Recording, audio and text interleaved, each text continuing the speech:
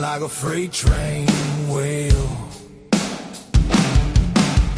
Cornbread man, biscuit boy, talking live love and southern joy. Cornbread man, biscuit boy, raise your glass, make some noise.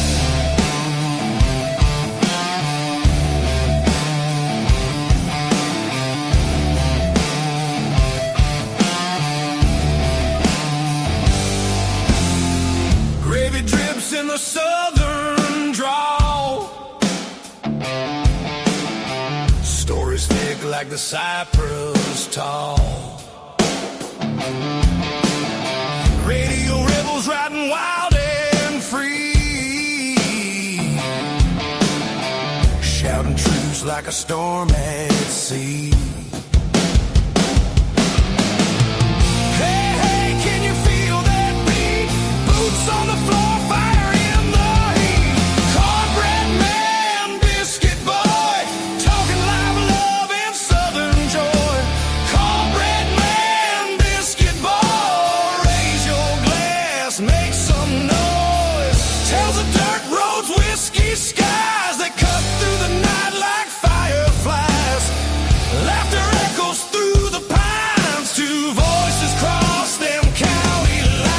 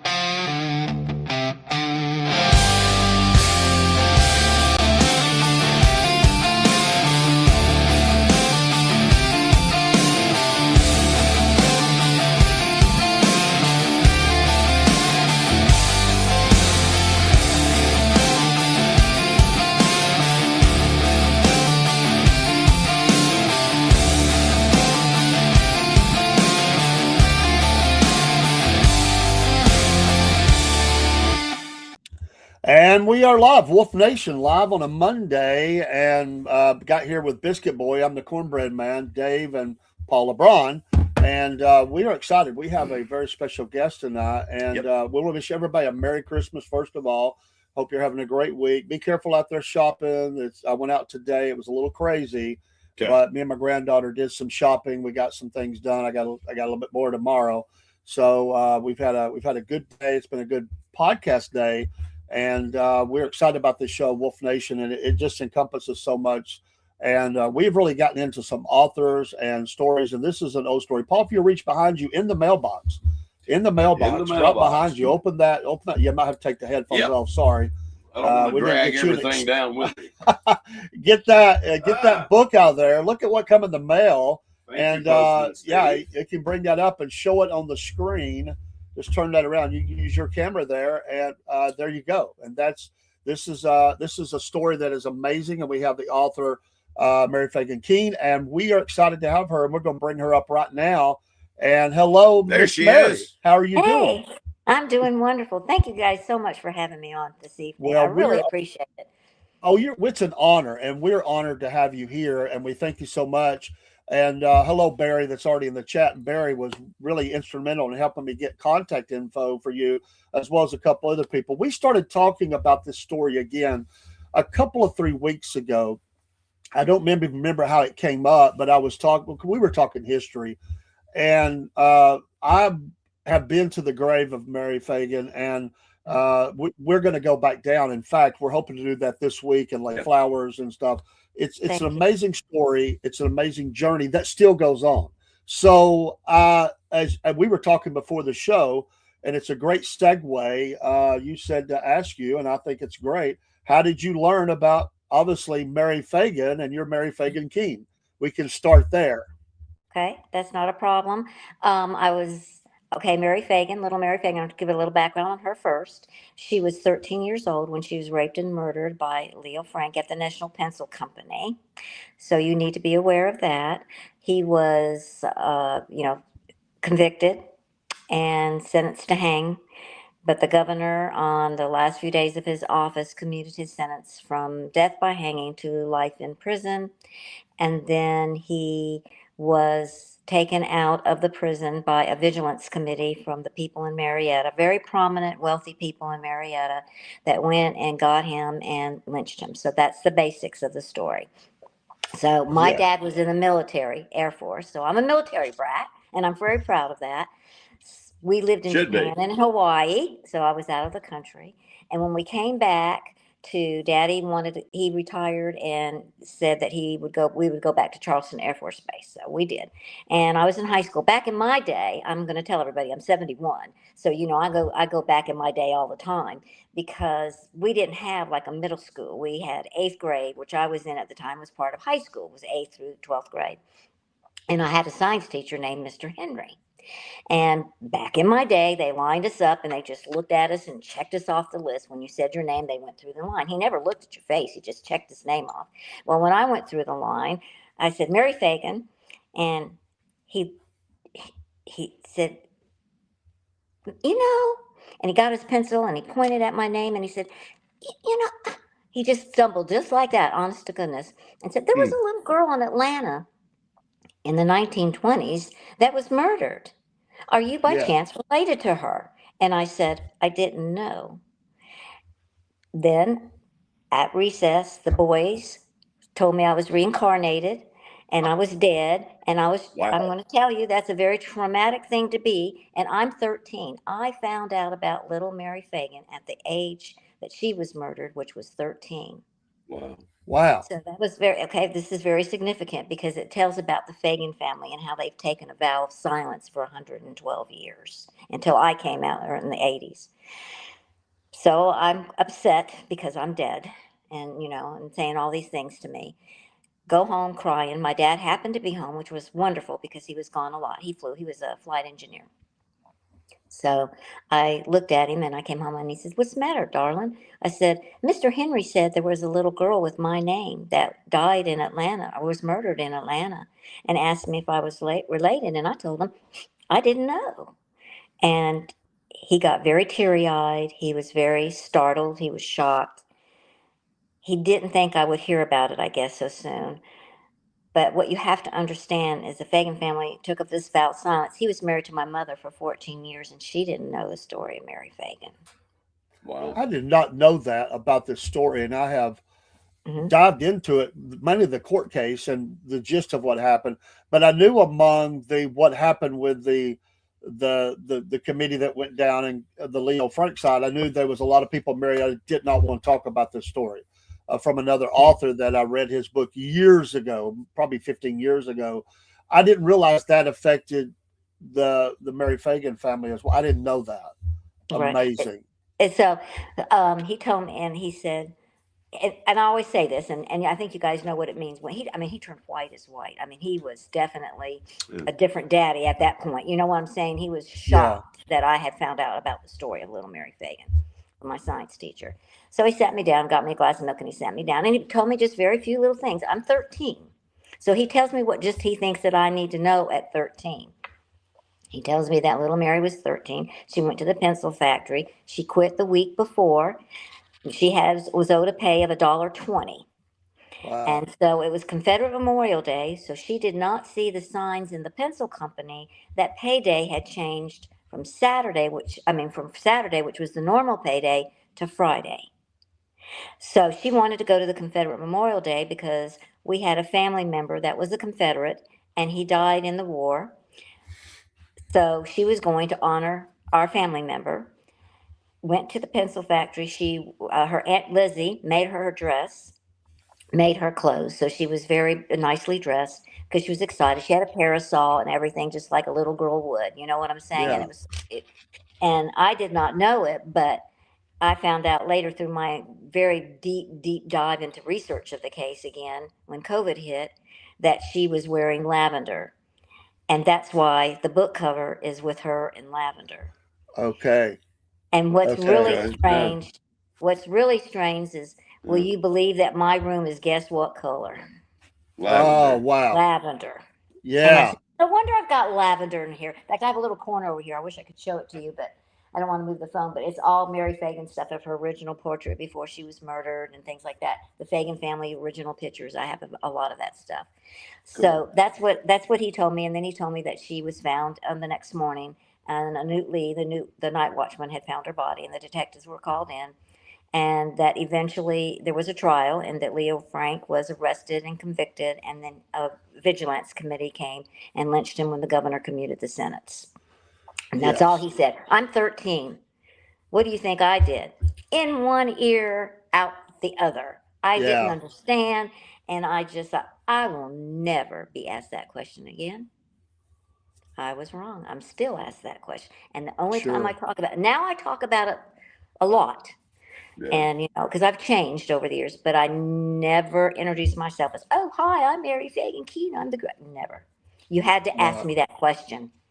So we moved to, grandfather was getting ill, which was Mary's brother, and she was his baby sister, and he was the protector of Mary. So like when she was being in a play called Sleeping Beauty, that's how beautiful she was. She was just a very, very beautiful young little girl, blue eyes, dark reddish hair. Now my facial features are like hers, but my eyes are deep dark brown because I got that from an Italian mother. She's full-blooded Italian, so I got Yeah. that from her. And because the Fagans are Irish and Scottish and English, and then I have the Italian in me. I think I got 48% Italian in me. The rest of us all Fagans. So, but I could, it's just real cute how my DNA came out.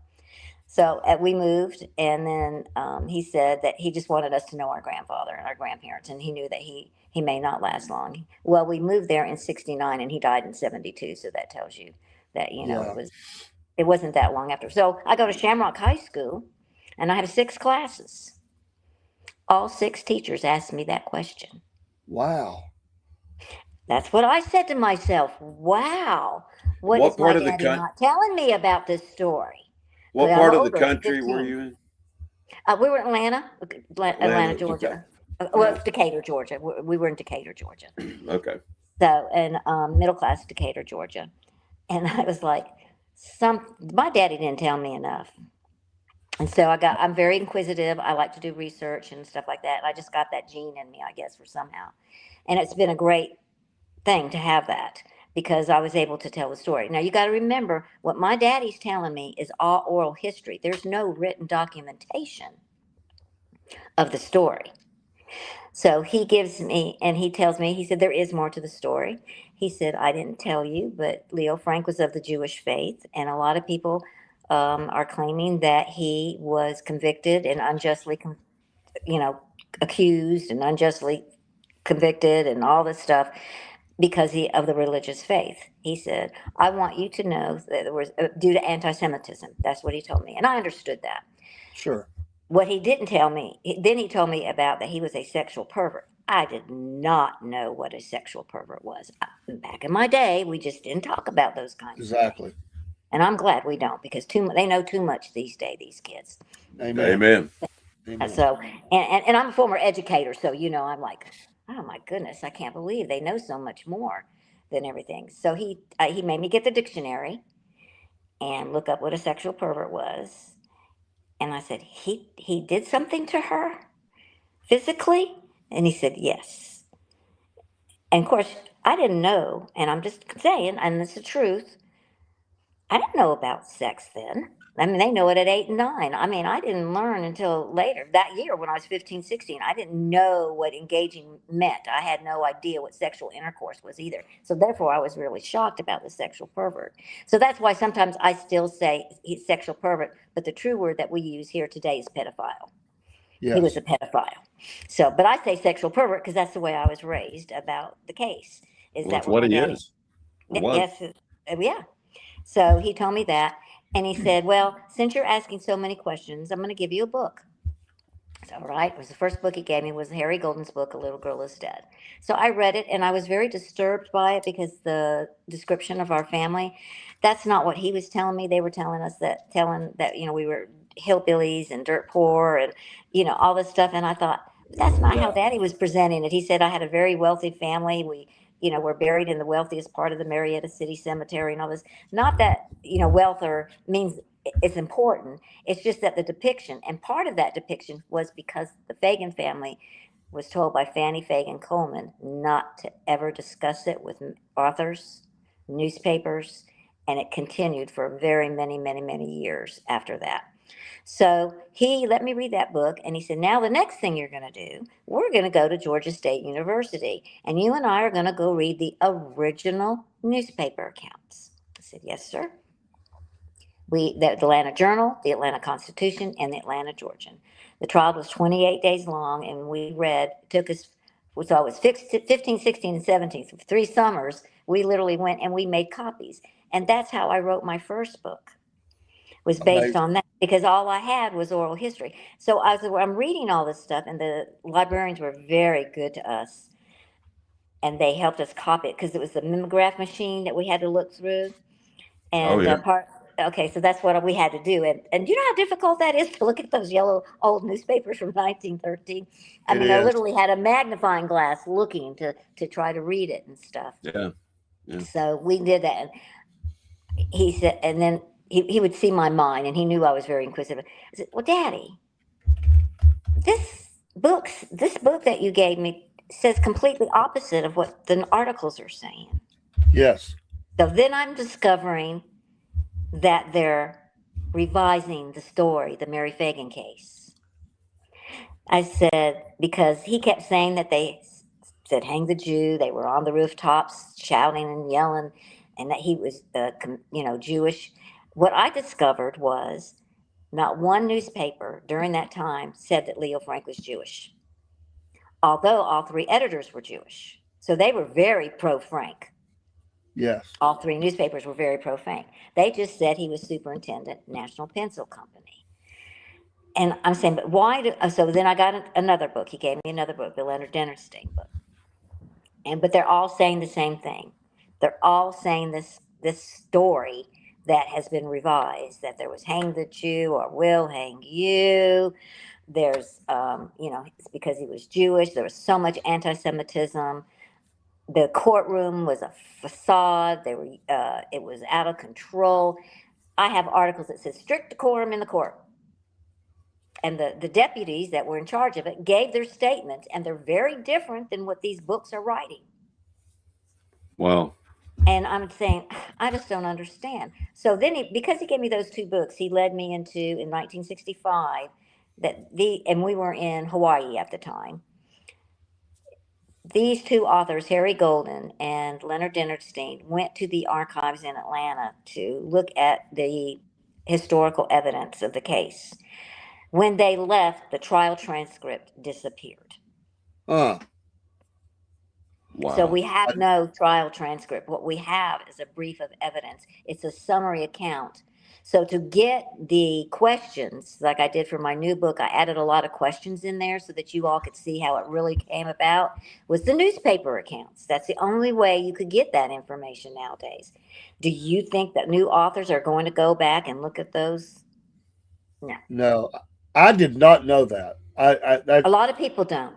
I did not know that went up missing. I guess I always told people I looked at the trial transcripts. I guess I was looking at those evidences and stuff, but I did as much digging as I could. I went through different sources because from a whole different perspective on this, I heard the same thing. I was actually involved in Jewish missions in Atlanta, and I went to the Jewish Museum. I heard the story. I knew about the story. I watched that movie that they did about it. And I bought it hook, line, and sinker that it was the way that it was told to me. Yeah. But upon further research, because I picked up on somehow some information came to me, and I just something didn't feel right. So I went back and looked at all that, and I came away convinced absolutely the guy was guilty as sin, and he did this. So not to throw my part in there, I just. There's still parts I don't know, and I appreciate you so much being on here because it clarifies a lot of stuff. This is, and because of what we're going to get into here in a few minutes, you're fighting this battle still. to Yes, the yes. victim in this trial is Mary Phagan, Little Mary Phagan. It's Yeah. not Not Leo anybody else. Frank, but they made him the hero. They're making him Yeah, the hero. And yeah, then when you find out what happened with the ADL and all that, and that's still going on today, so I'll let you know all that information as well, I yeah. and what can't they've done believe over the the years. courthouse. I can't believe the Yeah, courthouse didn't have like a copy. security. No, they didn't. So that they did have a brief of evidence, but they didn't have the trial Right. transcript with the questions. So Wow. every time I would get something going, I would say, "Oh, Daddy, this just doesn't make sense. All these books." Well, you know, I'm young at that age. Okay, I'm young and I don't understand. Come to find out later on, I realized that the authors were all Jewish. Oh, So wow. most of the books written about this case, except for me, I'm not Jewish, but I had Jewish grandparents, and I'll tell that story too. Um, I Steve Oney he's the ADL's considered expert. He came out with a book in 2003. He's not Jewish, but his wife is, and so he was really tied with the Jewish community when he was writing his book. It took him 17 years to write the book. His whole purpose, in my opinion, was to name the Vigilance Committee members, and he did. He did, and I do include them in my book, by the way. So I want you to know that. Okay. So Wow. then, all the other books, well, Guilty or Not Guilty, 1952, Francis X. Bush I don't think he was Jewish, but most of them were of the Jewish religion. And so, and what they did was there was a little book called, I'm going to get it for you so that people can see Sure. it. Do you Go mind ahead. if I do that? No. Go ahead, folks. We are speaking with Mary Phagan Kean. She is related to, family of Little Mary Phagan, and we're talking about the case. And this is her book. Go to her website as well and order this book. I've just got this in. It is 500 pages, packed full of information. And if you're interested in this case and the ongoing battle to protect the victim here, this little precious girl, get this book and support the work. She's got a lot of information on her website, so we want to make that clear as well. And he did say ongoing. Yes, Yes. it is ongoing. It's ongoing today. So Yeah. here's the book. Book was 1956 when my family was asked to participate, and it's called The Night Fell on Georgia, Charles and Louise Samuels. Well, later in my research, again, they are Jewish. Okay, so this is the first book. It's one of the first early books, and of course, it's just like a novel. There's no footnotes. There's no bibliography, back then. And this is the book that most people would parrot, and where they did say in here, which I liked about it, that there was very little anti-Semitism in Georgia at the time of the trial. And also, too, the Atlanta community did not support Leo Frank. Right. That's good. They did Yeah. not. But then it got twisted after the trial. So this book was very critical because it started really the revision of The Night Fell on Georgia. And when they said hang the Jew and stuff, what I found out, and Steve Oney found out, it was through a phone call. It wasn't when one of the guys picked up the phone call from the defense lawyers, and he said, we'll hang the Jew or we'll hang you. But it wasn't in the trial. It didn't happen during the trial. And I want to make that emphatically clear. There was no shouting of that whatsoever during the trial of Leo Frank. If you go and see, I went to the Jewish Museum there in Atlanta, and they have this little corner set up for this case, and that's all it talks about. All these things that you're saying. This didn't happen. It has all of that listed. Yes. Really amazing. A lot of, I guess it's fair to say, Mary, that a lot of outside influence into this case, into Atlanta, outside money and lawyers were brought in from outside of the state to work on this case. I mean, from what I understand, the defense lawyers were from New York, I think, if I remember. No, they were here. They were from here. They were from Okay. Atlanta. Okay, Reuben Arnold and Rosser. Arnold Rosser. He was. They were two of the most famous lawyers in here, Okay. and you know about Tom Watson, the Yes. Okay, Tom Watson turned it down to be his defense lawyer. Okay, so he had nothing. That's a hoax. So I'm going to share some of the hoaxes as I'm talking, but that is a hoax. Tom Watson denied it, and he did not get involved during the trial. Nothing. He became involved in 1914, a year after almost the trial. So they connect Tom Watson with all his rhetoric regarding the Jewish population. and saying that that happened during the trial, and it did not. It happened after the trial. So there's a lot of misconception out there, and I want to clarify all that kind of stuff. But yeah, this book was real. It was real short, but it surprised me some of the things it said, and I was like, wow. I was very conflicted. I go, why are they saying this? I just don't understand why, where they got the information from. And you can't find where they got the information from because there's nothing there to tell us. Right. So the majority of the books have a skewed view, Oh gosh, yes, yes. and They're you're doing this attributing even that. today, the new books. But the ones that are today are awful. They're So just you attribute that to this just people book. being pro Frank and Yes, trying to change because they're the same religion. well, yeah, and they want to further their agenda, so to speak. And exactly. So Okay. so that book was really neat. I'm gonna get the other book too. Hang Sure, on. go ahead. I Folks, have, a, I, have a fascinating, whole, I have a whole thing in here. fascinating story. Again, the Yeah. movie was made, I think that was 80s. I could be wrong. Yes, Jack yes, I'll Lemmon. talk about that too. Yes. Okay, Yeah. yeah. And I remember watching that. And the focus What was for the name of the movie? I There's a don't remember. mini series, The Murder of Mary Phagan, with Oh. Jack Lemmon playing the governor. the governor, and Okay. from the earliest days, his defense was trying to blame it on the security guard, right? No, well, he did the security guard. No, that was called the night watchman at that time. That's the correct name, night I got you. watchman.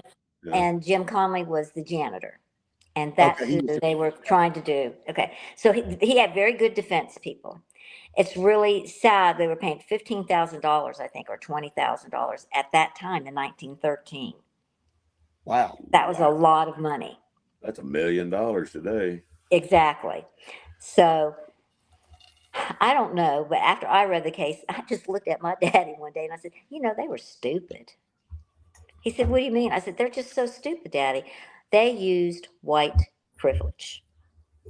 Yeah. So the case was everybody said there's so much racism in there about anti-Semitism. It wasn't the racism of the white man; it was the racism of the black man, the two black men.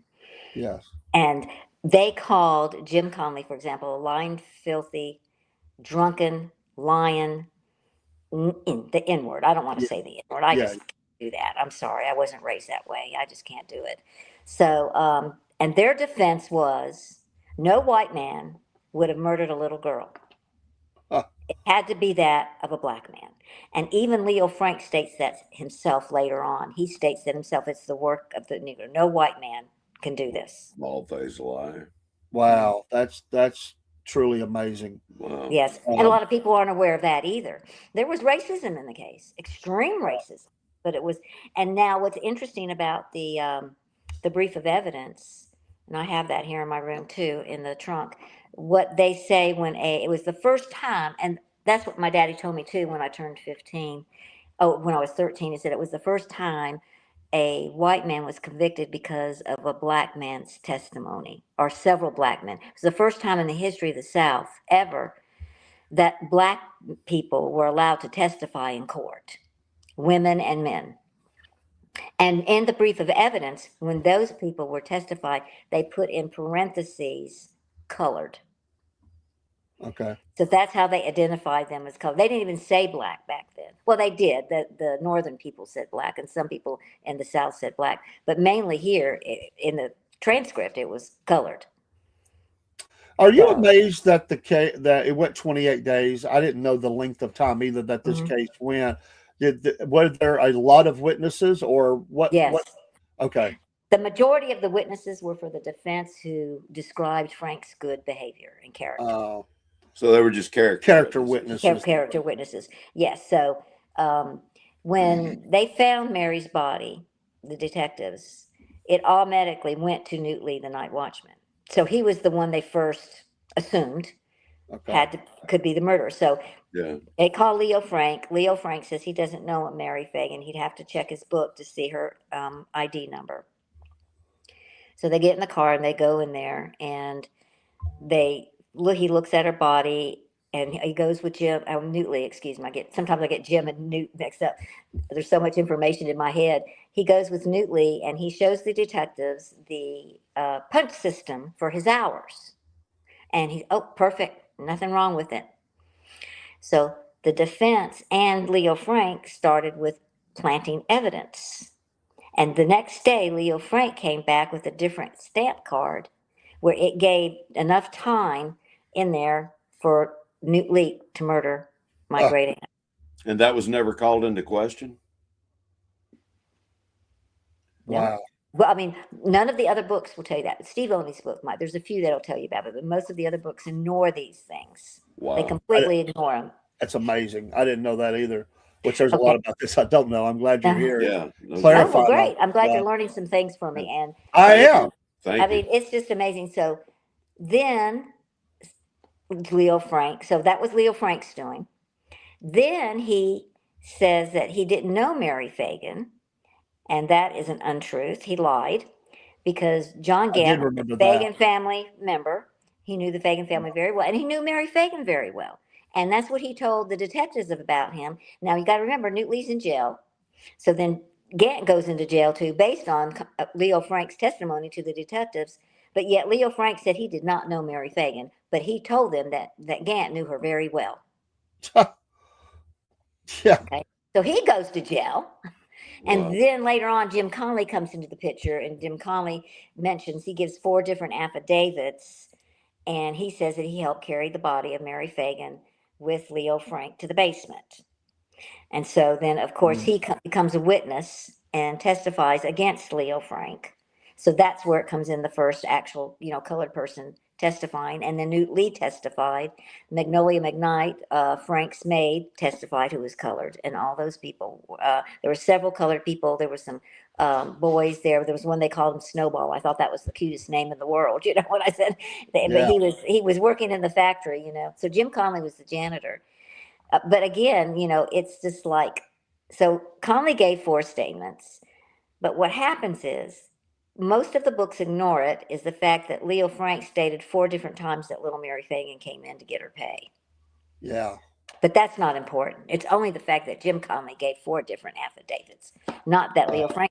He kept changing the time further and further away from noon because Montine Stover came in and he wasn't at his desk when she went to pick up her pay, and Mary Phagan was already there and supposedly gone. Another thing I want to catch real quick, because I think it's important. I didn't know. I knew that she was going to the parade. I knew that she went to go get her paycheck. I didn't know that she had quit already. I didn't know that part. That was part of my oral history. Yes. And okay. I didn't know that. So this, I'll just let me get my other book too, so you can Go see ahead. This is The first part fascinating. of this book is for 12 Yeah. chapters. I did change everything. Some things in there that I discovered that were inaccurate during my oral history. So I want you to know that. I want you to know that Daddy did tell me some things that he wasn't sure about. So And- Mary, So the fella that said he helped carry little Mary Mhm. to the basement. Well, I mean, did they try to, paint him as a liar and all that Yes. stuff? Oh, yes. And what changed the trial was his testimony, and Luther Rosser was just a devious heck of a lawyer in cross-examination. And Jim Conley spent 16 to 17 hours, almost 3 days worth, and he never changed his story. And that's when the newspapers came out saying that most people in the state of Georgia believed that Leo Frank was guilty then. Wow. Yeah, I remember that part of it, and they tried their best to break him, and he never broke. He never broke. Yeah, and that's a brutal grilling. I mean, that long. Yes. Wasn't it very hot during this time? It was Yes. it was very hot during the trial, very hot in Right. the courtroom, I think. Yes, Yeah. yes. And so all the solicitors and the defense things are doing. So I'm going to go back a little bit, but it's the trial was the anti-Semitism. It wasn't there, but there were 2 incidences where the issue of Jewishness did come out. And the first time was Leo Frank's mother. And the prosecutor was questioning a little girl and talking about, the sexual part of it. And she jumped up and she said something like, and neither did you, you Gentile dog. Well, that came out. So there that implies the only implication of that is the Jewishness there. And they made her leave court. Then that was the last day of court. The defense team brought, because I think they knew they were losing, they brought in several people that said that the trolley car conductor, George Kenley, said that if he was on the jury, he would be hanging, he would hang that Jew. And I think that's unfortunately how it ended. But, those are the only two times that I know of that I could find that there was any really evidence that something about Jewishness came out, and that's what happened. But it wasn't Now, like anti-Semitic to Frank. You know what I'm yeah, saying? But the defense is the one that brought it out, yeah. not prosecutor story. They're the ones that brought them out. And of course, they were Jewish themselves. I remember I read somewhere, and I may be wrong, but his staff or the help that they had at home mentioned, if I remember right, that he acted very strange that night, different at Yeah. home after this happened, and they knew something wasn't right. The help, how many, I don't remember how many work, cook, whatever they were, cleaners, whatever, in the home, Leo Frank's home. They said he acted nervous and just was different. There was something different about him when he got home that night. And that is very true. Magnolia McKnight was the cook. And she testified during the trial to that. And also the detectives said the same thing about him, that he was very nervous and, very unusual behavior. Yeah. So there, it was Now, just how did a he very, do you know how he came to the plant? Was that family that owned yeah. it already, and he came in to run it for the family? Is that Mhm. how he got to that plant? Okay. Yes. He was sent to Germany to learn about the pencil factory and how pencils and stuff, to learn how to work. And he was hired by, who was it? Was it his uncle? I'm not sure if I'm correct on that, but okay. But I know the reason why I'm getting confused is Alfred Urey, who did the parade. His uncle was the owner of the superintendent factory, so that's why Okay. Parade is the worst musical you have ever seen, but yet they won Tony Awards for it. So, Now, and after the that's trial, he was convicted at trial. Leo Frank, we're yeah. talking about. He was convicted and sentenced to death. Right? Was he sentenced to death or life?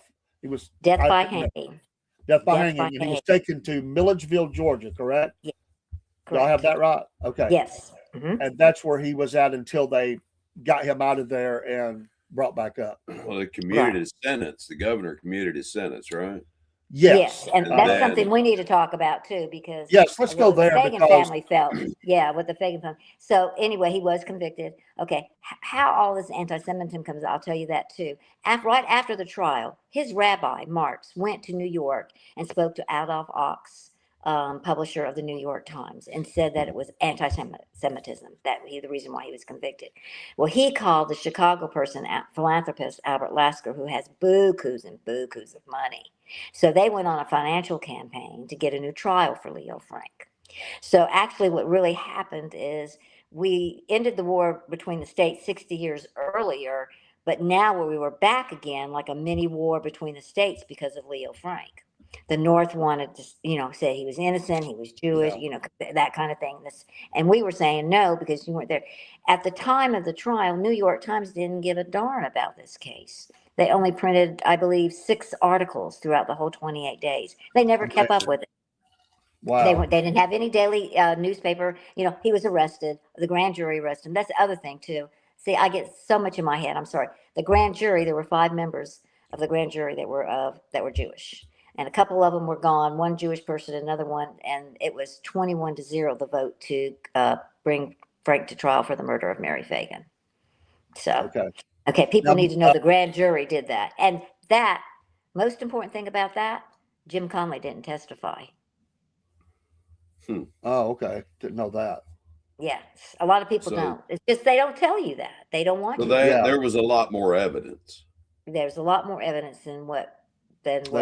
Well, they worked to keep that stuff out. Now, Marx, you mentioned, he was the rabbi at the temple, which was in Atlanta and still is a very long time.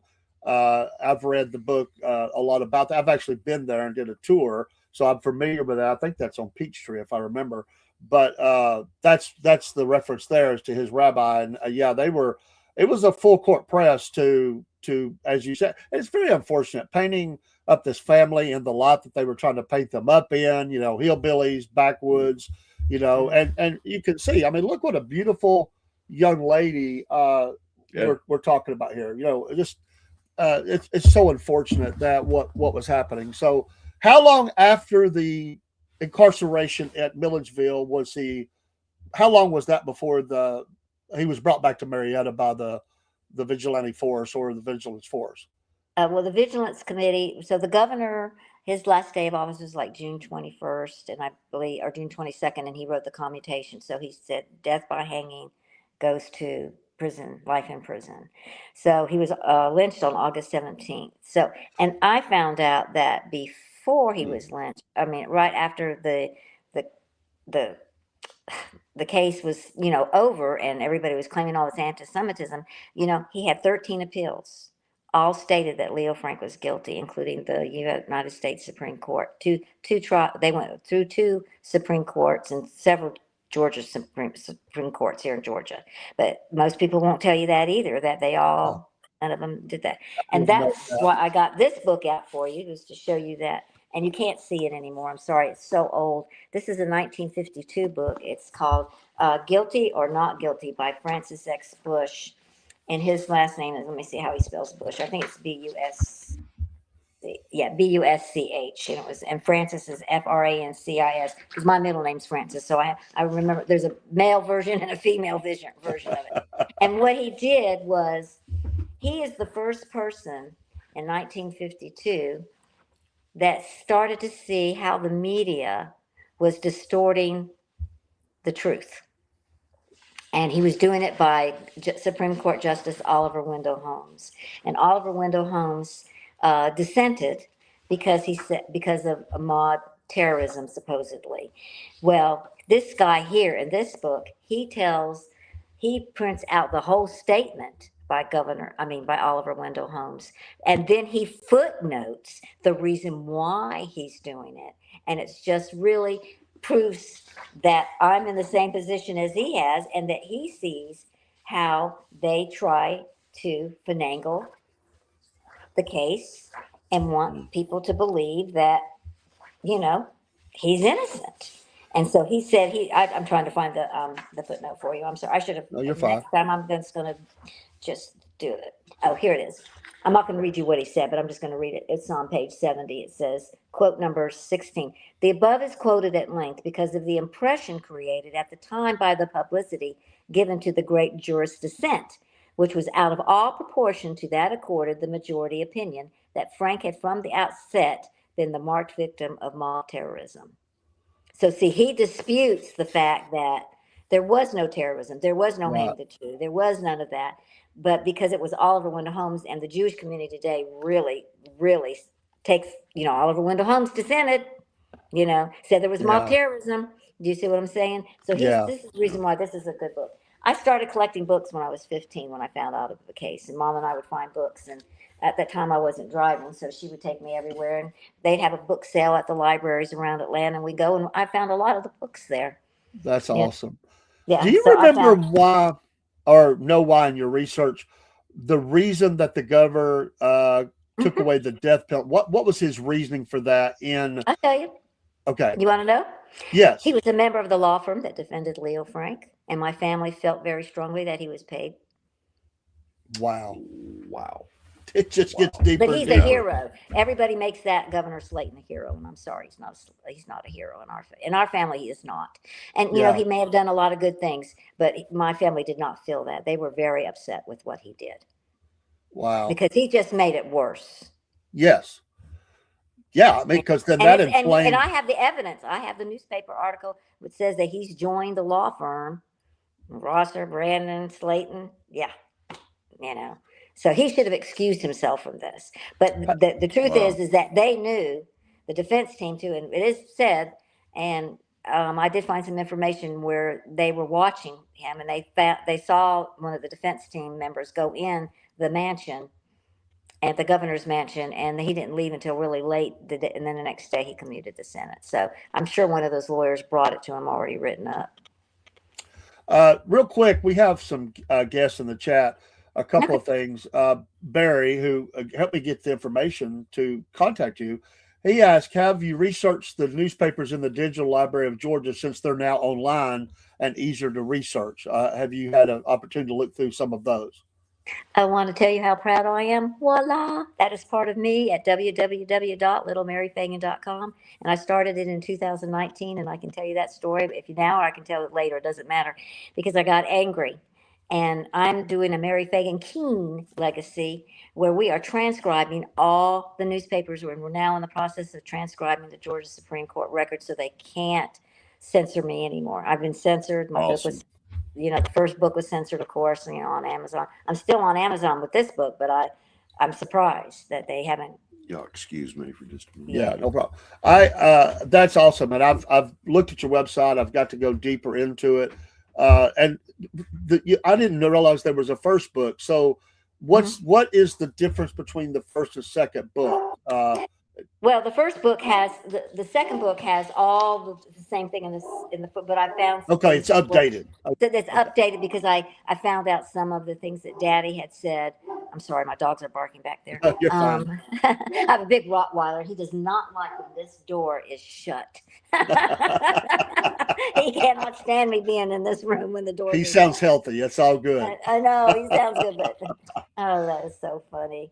So I lost my train of thought. What we were talking about the digital records. Oh, also, Barry wanted to know: have you considered reaching out to the members of the Conley family or other descendants about their side of this? Okay, Conley didn't have any descendants, but my grandfather actually met Conley in 1933. Wow. They had a conversation, and my grandfather brought him over, and he told my grandfather that he did not murder little Mary Phagan and rape her, but it was Leo Frank, and my grandfather believed him. And my aunt, Annabelle, she happened to be there. She was his older sister, and she confirmed that with me when I interviewed her and stuff like that. And she said, she said she was really surprised because she used the N word, but because that's the way she was raised. She said that she was surprised he let that in the house. You know what I'm saying? She was shocked, but he said, don't you know who this is? This is the one that helped Leo Frank murder our little Mary.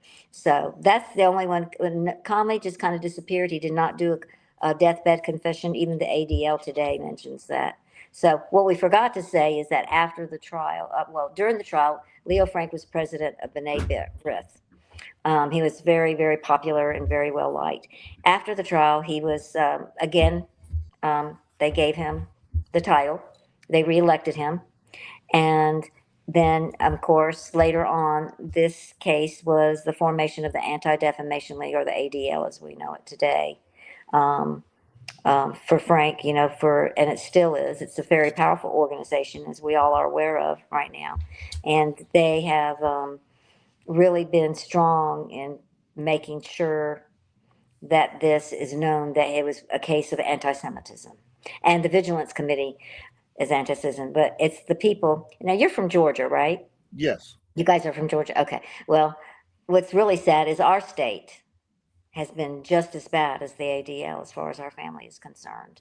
And my last newsletter, it's on my website. I have 15 newsletters since 2019 that I've been letting out and putting it on websites everywhere.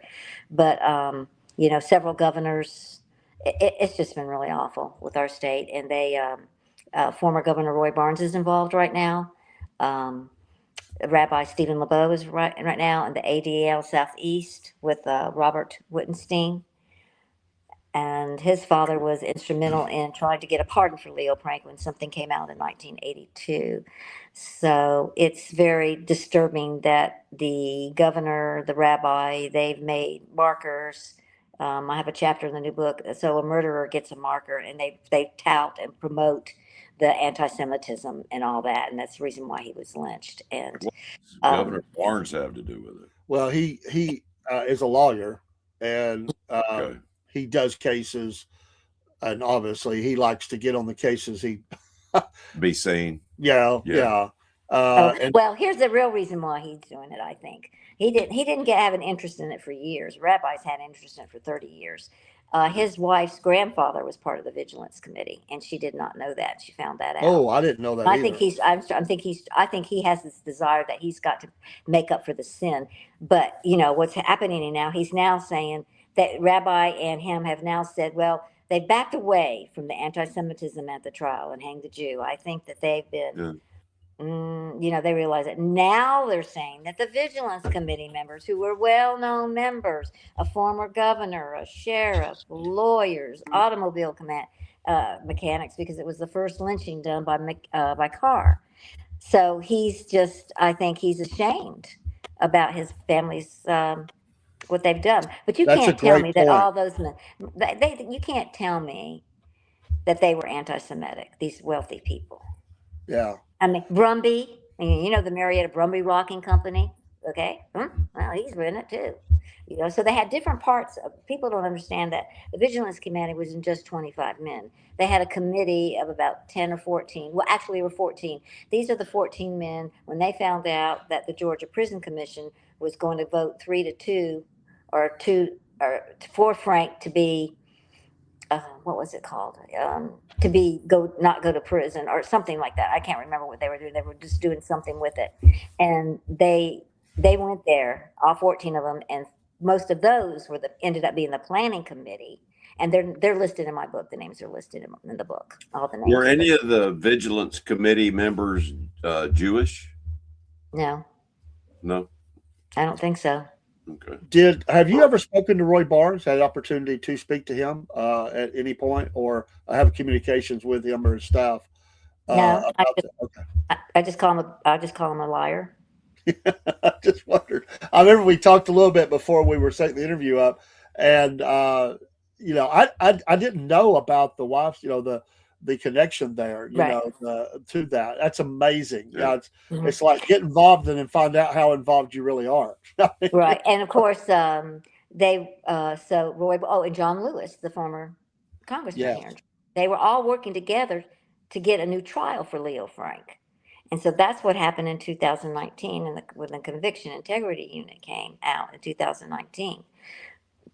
So, and they had all these names in the articles and stuff like that they do that. And they came right out and said in 2019, and wait till you hear the date, that they announced the Conviction Integrity Unit to exonerate Leo Frank of the murder of my great aunt, Mary Phagan. And it was the day she was murdered, April 26, 2019. Oh, wow. The How audacity. disrespectful is that? Yeah. Yeah.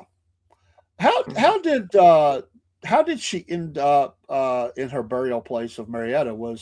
Do you know anything about that? Like, did they have family plots there, or was it donated? Okay, I wondered that. Her grandfather, which is my great grandfather, was W.J. Jackson. I mean, W.J. What they call him, W.J. Phagan. I'm sorry, W.J. Phagan, and he had already bought a plot. So he's buried where, like, Sanford, the Georgia Sanford, the guy from University of Georgia. So we're in that part of the section that was considered to be wealthy at that time. And so he had several plots there, and she was born in Alabama, but she was buried in Marietta. They came back. Her father died in 1899 before she was born. He died from what now we are facing today in our society, which is just amazing to me, from measles. Wow. Okay. So she came back here to Marietta to be with her side of the family, the Benton family. Wow. In your study of your family and specifically Mary Phagan, good evening, Watchman. What do you know anything? I mean, we're talking about a normal girl who lived their family, worked. What do we know about her besides, because most of it gets the attention on what happened, this horrible tragedy. What do we know about her as a young lady? Well, I understand that through my grandfather that, she was very jovial. She had a great personality. And he looked at me, my grandfather, like me. He said, one day he pulled out her picture and he said, pointed at her and pointed at me. And when I tried to ask him questions about it, he just broke down. It was bad. It was bad. I never could ask him again. I just couldn't do it. It just, the hurt that I saw was, I'm sorry, I'm crying. Hurt that I saw. Yeah, I understand. I told Daddy, I said, I'm never going to ask him another question about it. I can't. I said, Yeah. you're going to have to tell me what he told you, because because I'm alive now, and he sees her in me. Yeah. And it was just too difficult. He broke down so bad. I mean, So I'm very, so very. sorry But again. anyway, We she was going to play Sleeping Beauty for the church. She was in a play, and he went with her to the okay. play. And he said they were chuckling when the prince had to come kiss her. She'd look at him, and he'd look at her, and they would start laughing and giggling, and have a good thing like that. She was the life of the family. She was the youngest. She was the baby, and she had cousins. And when I wrote the first book, they were still living. Oh wow.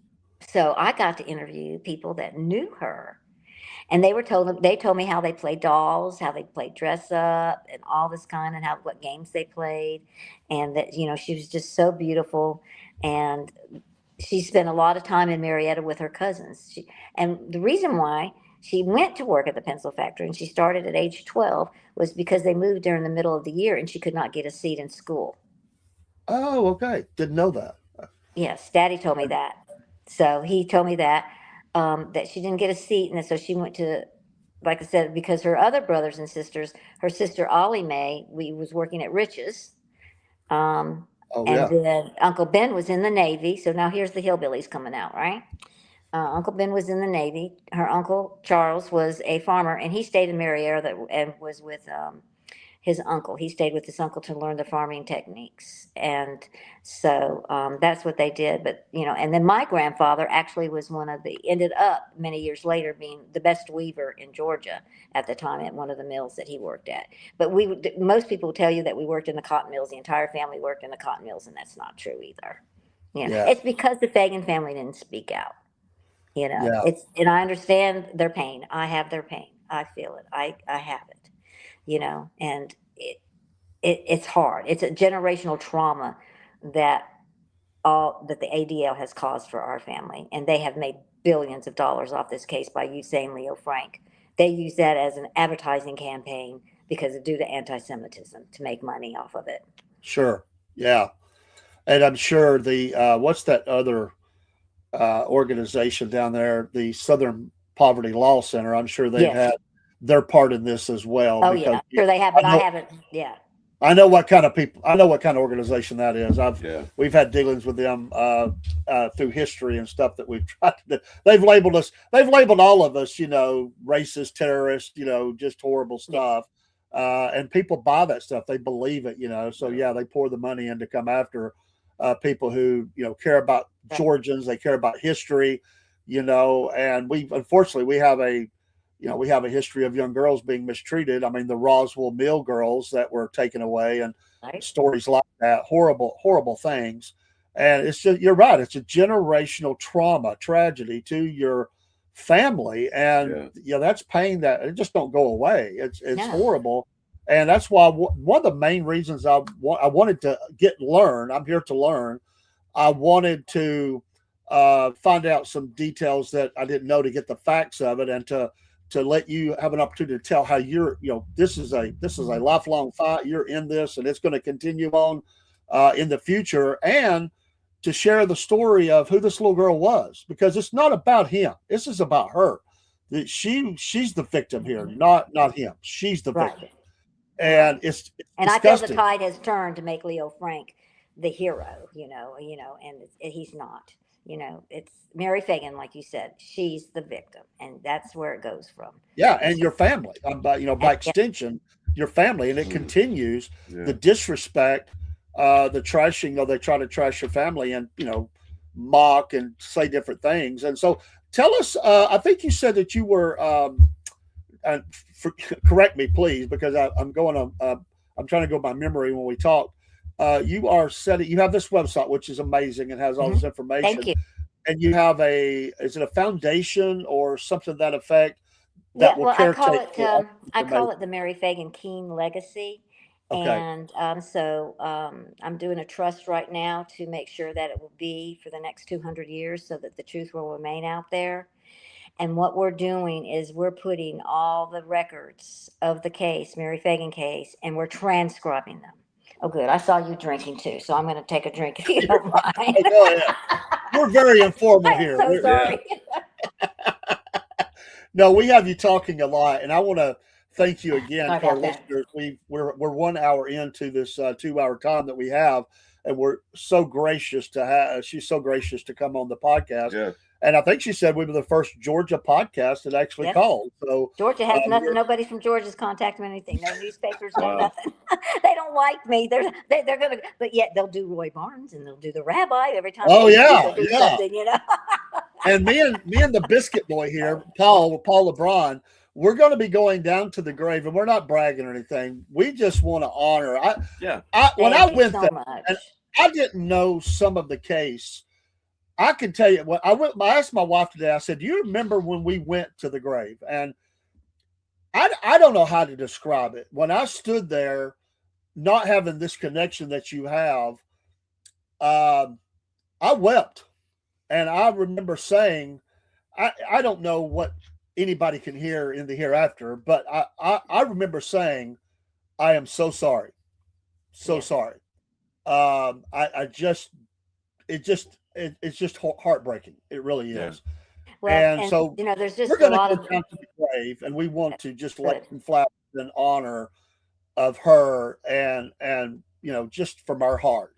Say a And we'll prayer. make sure it looks clean and everything when we're there to make sure there's nothing Oh, trashy. good. Oh, but you know what? I love going there because all the kids put things in there. She gets notes from kids, and teddy bears are out there, and flowers are out there, and it's just really a Meet us beautiful down there. sight. It is just really, really wonderful. So it's crazy when I go down there. But good thing is part of the legacy is, like I said, I'm doing a trust. Bernard and I didn't have children, so we are going to put our monies into a trust so that this story can continue with the truth and it won't die out. I actually own a couple websites, quite a few websites, but everybody doesn't know it's me that owns them. But I'm not going to say which ones they are or not. But Sure. so we're just inundating everything. We've already been censored off 5 websites, and I believe that the ADL has really become an organization of hate against the truth. Yeah. And I want to tell you, strange things are happening. Early on, when we did our podcast, Instagram would always limit us to 1 hour. That has been well over a year since I just did a 3 hour stream last night, almost 3 hours, and Instagram has kicked us off after 1 hour. That is not a coincidence, by the way. Right. That is not a coincidence. Keywords out of this case. Oh, I'm sure. convinced that this has happened because of that filtering and making sure to stop this. That's amazing. I've not seen this in over a year. We're on all the other streams, we're fine, but Instagram kicked us out. That just doesn't happen. Folks, get this book. Help out. This is amazing. Let me get my face out of the way. This is and what's the how do we get to your website? We'll put this up in the links later. Okay, it's www.littlemaryphagan.com. Very easy, folks. Please buy this book. Support it. You're going to get valuable information. She has spent a large portion of her life researching, and you've got things in the back here that are amazing. You've got footnotes. It's just it's a great book, and you're going to want it because you want to see what's going on, and bookmark her website so you can keep up with the newsletters, the stories, the information that she has. And that's all going free. forward. I don't charge. And for those that want to read the first book, you can download the first book free. Oh, So wow. Okay. I don't charge for that. I'm not out to make money. I want you to know Sure. that. I don't want to. If I sell a few books, great. It's just going to go right into the trust. It's not going to be in my checking account. It's going to the trust. And my nephew's taking over, and he will be in charge of the trust when I pass, and he knows what to do and that kind of thing.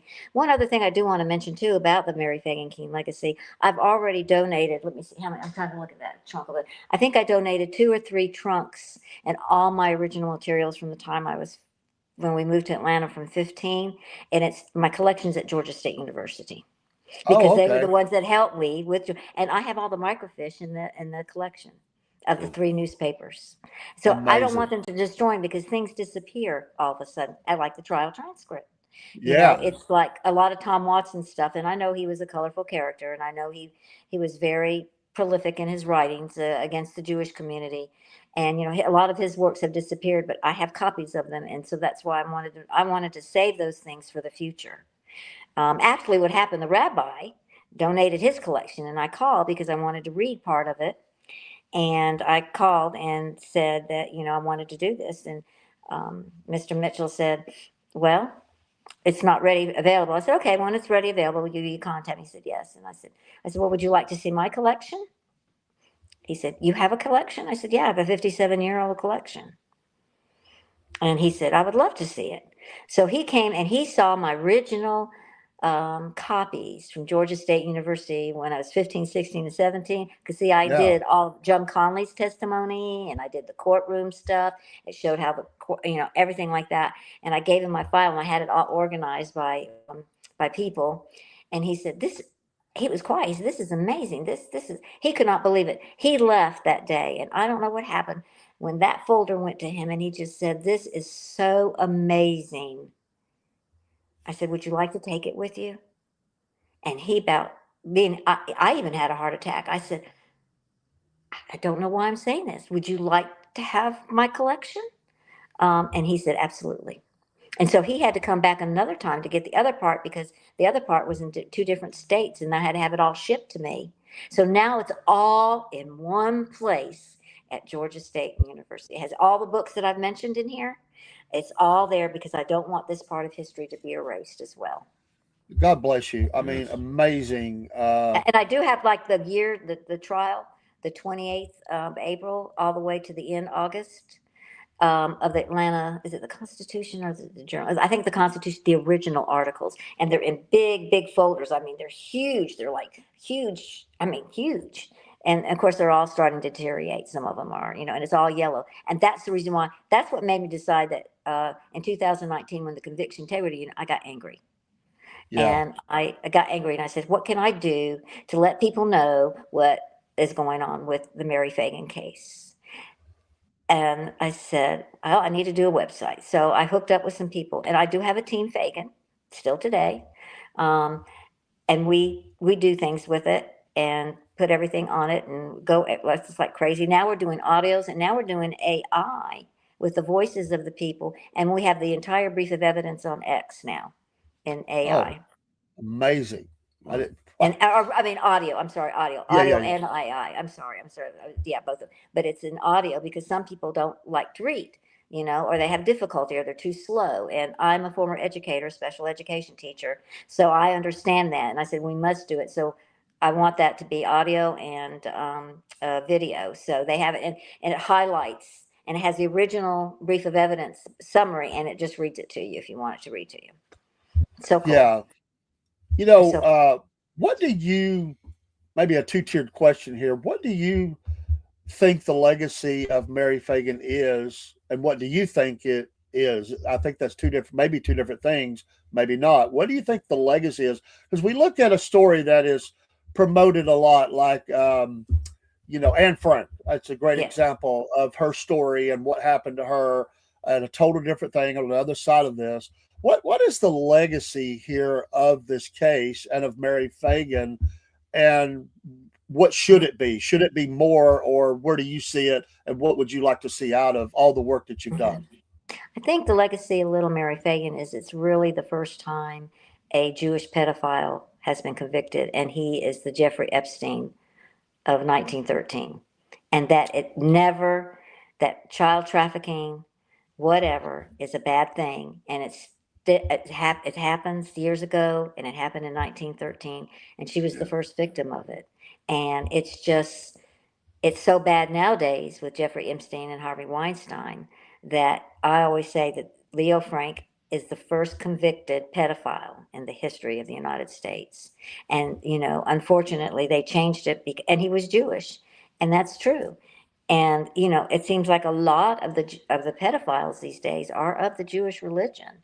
And so that's what I think it is. I mean, I know it sounds awful and it sounds so mean, but I really am upset with the fact that she was raped horribly raped. When I had to read the autopsy report, I couldn't do it.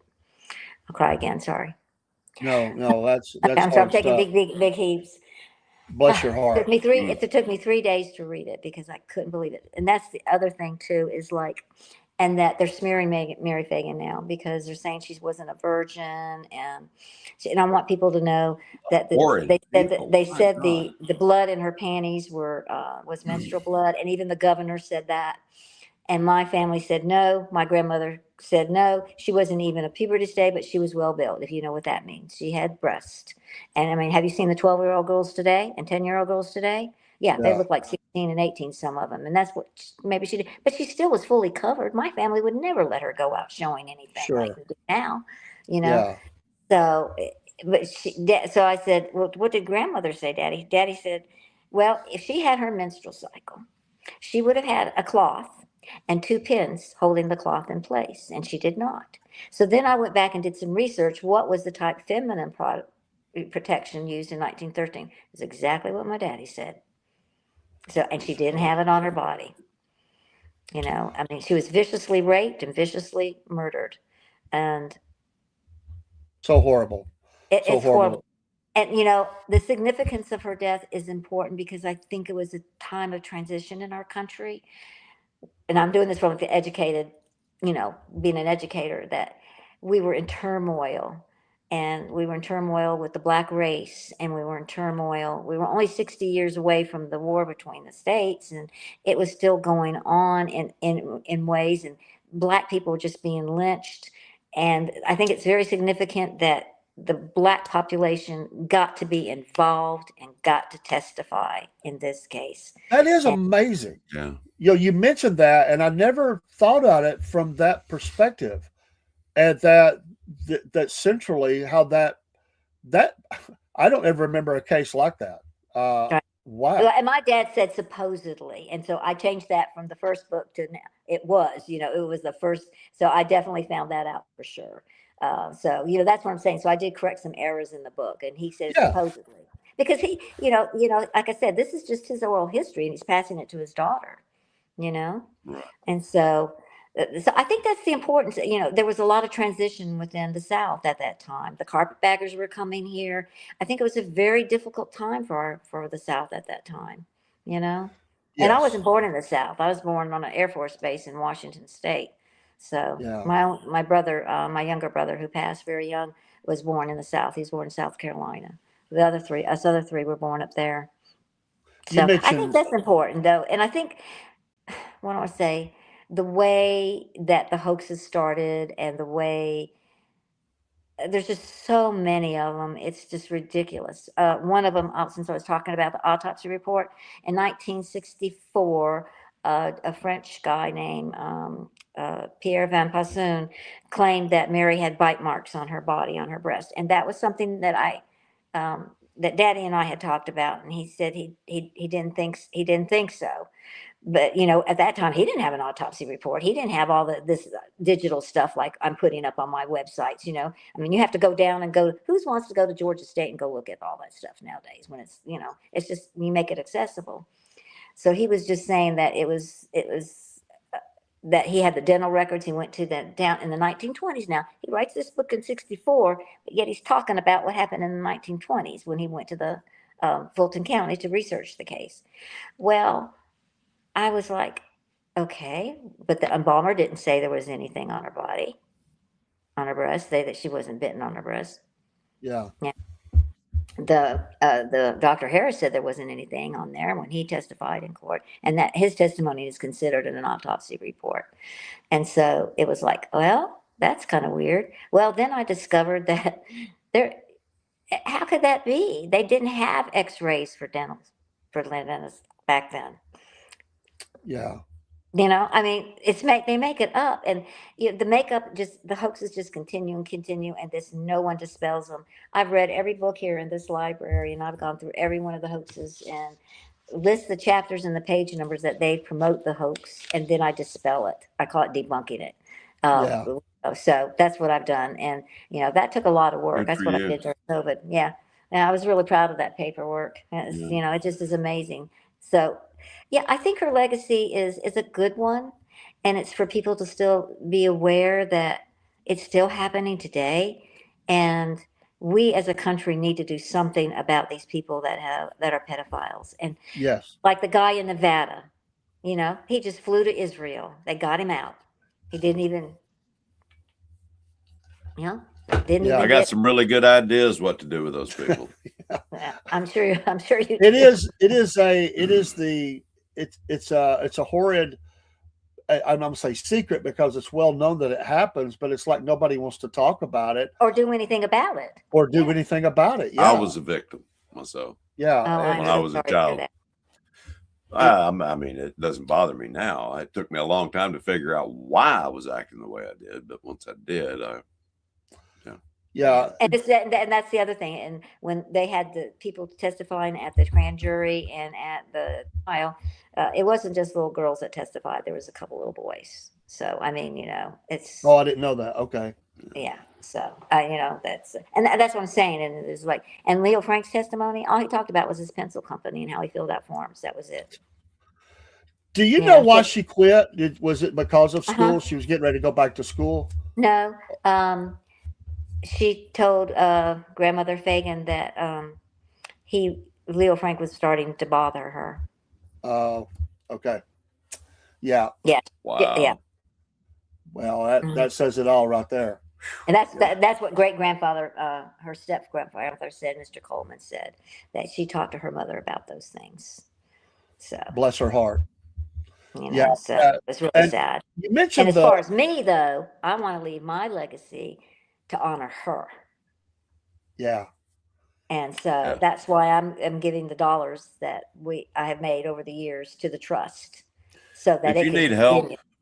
if Yes, you need sir. help with the trust, by the way, that's one of the things that we do with our financial firm. Okay. Yeah. Yeah. And we do it Well, free I of have a charge. financial firm that's helping me. That's Okay. very heavily involved in this case. But thank you so much for your offer. I appreciate it. Awesome. And That's folks, my this, pleasure. this book, which will help that, is very reasonable. I want to think it was $24 or something like that, but you can't hardly get a steak anymore for that. So, No. and you're getting all this, that dinner is going to go away really quickly. This is going to be something you can put in your library and reference back to.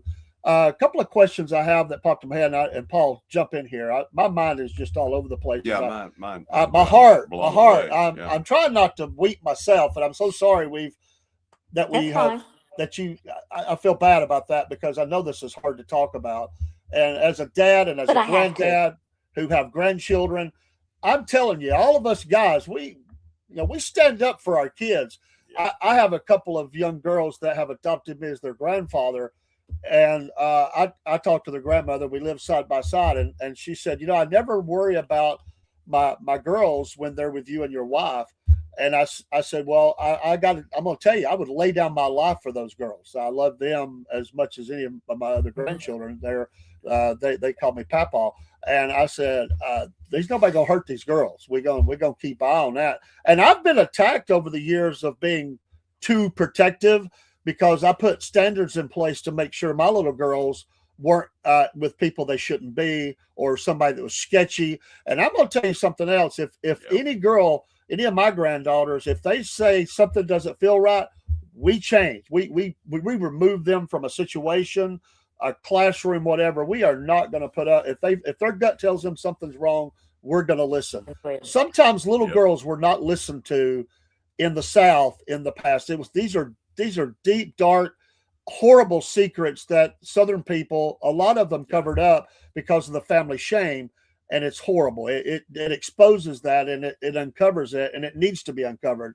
It's horrible what young girls and boys have been through. But you mentioned that when you go to the grave and people leave notes and stuff, which is precious. Have you talked to young girls or had any girls reach out and say this case has touched them? Yes, I had a lot of kids come to my house, and because in 8th grade, Georgia puts it in there. Of course, Leo Frank is, not guilty. And they put in 8th grade history. That's the next thing I got to work on. One of the things I want to work on, because they use the ADL's curriculum on the case.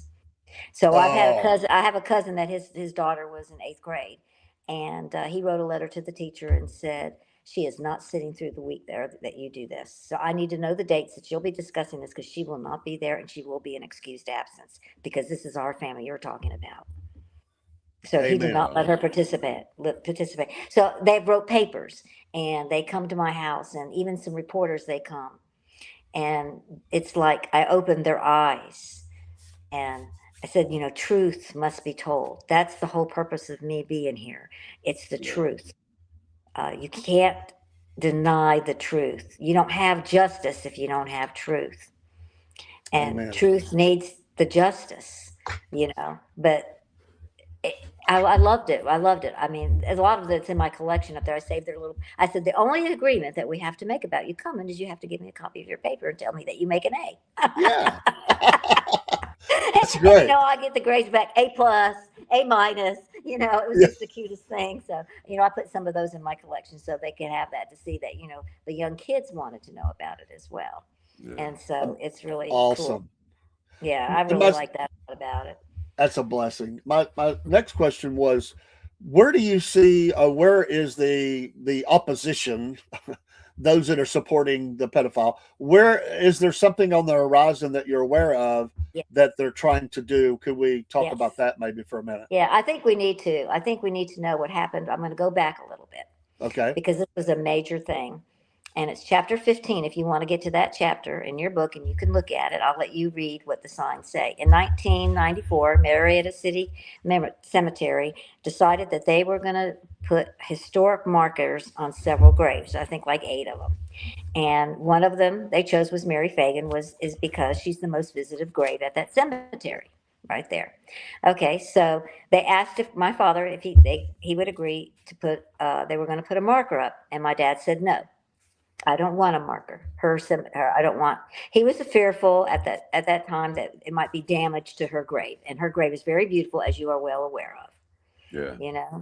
So he said no, but Mayor Joe Mack Wilson called him and said, "I really think she needs a marker. How about we write it up and you approve it?" So we did, and he put it up there about in November, December of 1995. In the meantime, the rabbi's screaming about the sign that he's demanding that the marker comes down because it's offensive to the Jewish community. Huh. So I get a phone call and it says, "Barry, you need to go clean the graves." So I knew what that meant. I knew something happened at the grave. I had to know. She said, "You need to go to go clean the graves." Okay.